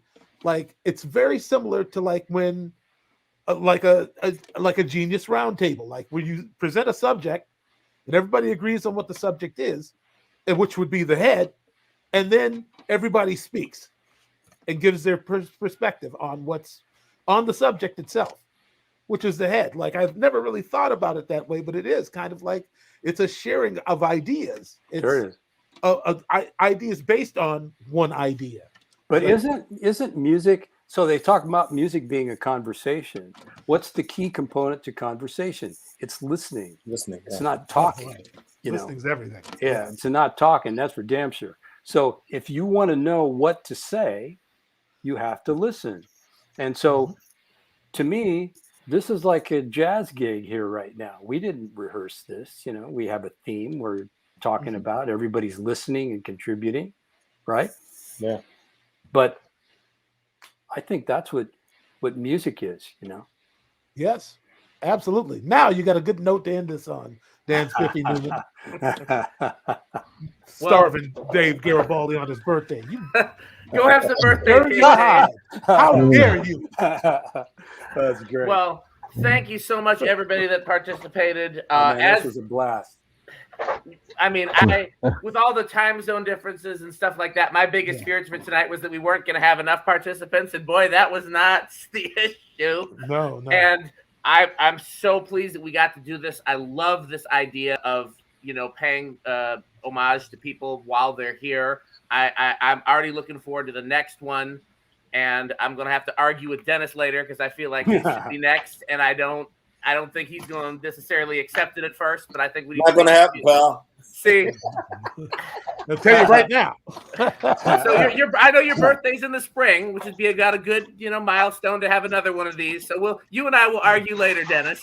But I'm not going to argue with Dennis. You're going to have to do that. Yeah, I'm not a drummer. I'm not scared of Dennis. I see that. He's still from Baltimore. Don't think he ain't thuggish rubbish. He's I know where you live. Yeah, he's from the wire. Hey, well, don't mess with Dennis. Wait a minute, hold on. I just wanted to say before you wrap up, I realized that Dave, your nervousness is an extension of your humility. That's what it is. That nervousness you were feeling all day. Yeah. That's the humble in you. Man. Yeah, absolutely. You're very nice, man. I appreciate that. You know, I was having this conversation earlier. I don't remember who it was with. It might have been with I don't remember. Somebody called me earlier, like one of the panelists that we talked to tonight, and I was talking about like so Calvin said something on when Michael and I had an episode that was just me, him, and Calvin, and he said we were talking about Dennis, ironically enough. And he said, you know, that one of the things that makes Dennis so great is that he knows he's Dennis Chambers, but he doesn't treat you like he's Dennis Chambers. You know, he doesn't lord it over you. But the thing about David Garibaldi is I feel like he forgets sometimes that he's David Garibaldi. Like when I have conversations with him, he's just, I mean, it's a different type of humility. And I don't know how else to say it. I feel like he forgets that he's David Garibaldi from time to time. And he shouldn't. He's on the Mount Rushmore of drummers, you know? Yeah, nobody can take that away, man. That's you're on the mantle for life. If you don't do nothing else. I mean, let me ask this question. All three of you are. Well, is David the only white guy on the Mount Rushmore of funk drummers? When you say Mount Rushmore, you mean we got to limit it to 4? Yeah. I know it's Clyde. Would it be like Clyde or Jabbo? Do we have to pick? Can we do both? I don't want to do that here. No, we're not doing that. I know. We're not doing this. I'm just saying, like, David is, you know, one of the inventors of funk drumming. But when you talk to him, he doesn't remember that. He doesn't act like that. He doesn't, you know, and it's a different type of humility, you know? And I don't know what my point was. I just, you know, that was him talking about being nervous. You're David Garibaldi. You shouldn't be nervous about anything anymore. Yeah, but you're also talking to somebody who faced the possibility he wasn't going to be able to play another note. Yeah. So let him be thankful that God brought him this far. It's all right. Keep that humility because ain't nobody God but God. So. Well, that's a good note to end it on. Anybody else have anything to say? Michael, do you want to pray the benediction? No, I can't. You go ahead and do the Lord watch. That's my favorite. All right, fellas. Thank All you right. so much, everyone. We will see you next time at the tribute to Dennis Chambers. And he won't be there. Dennis won't be there. Right. We'll love we'll love him up anyway. That's all right. So thank you guys so much. Follow everybody on social media. Follow MUSiPOLiTiX, and thank you again. My just so much gratitude for everybody that participated, everybody Definitely. that watched, and we're gonna sign off. Thanks for watching. Right. Take Happy care, birthday, everybody. Dave. Happy Thank you, birthday, man. everybody. Yes.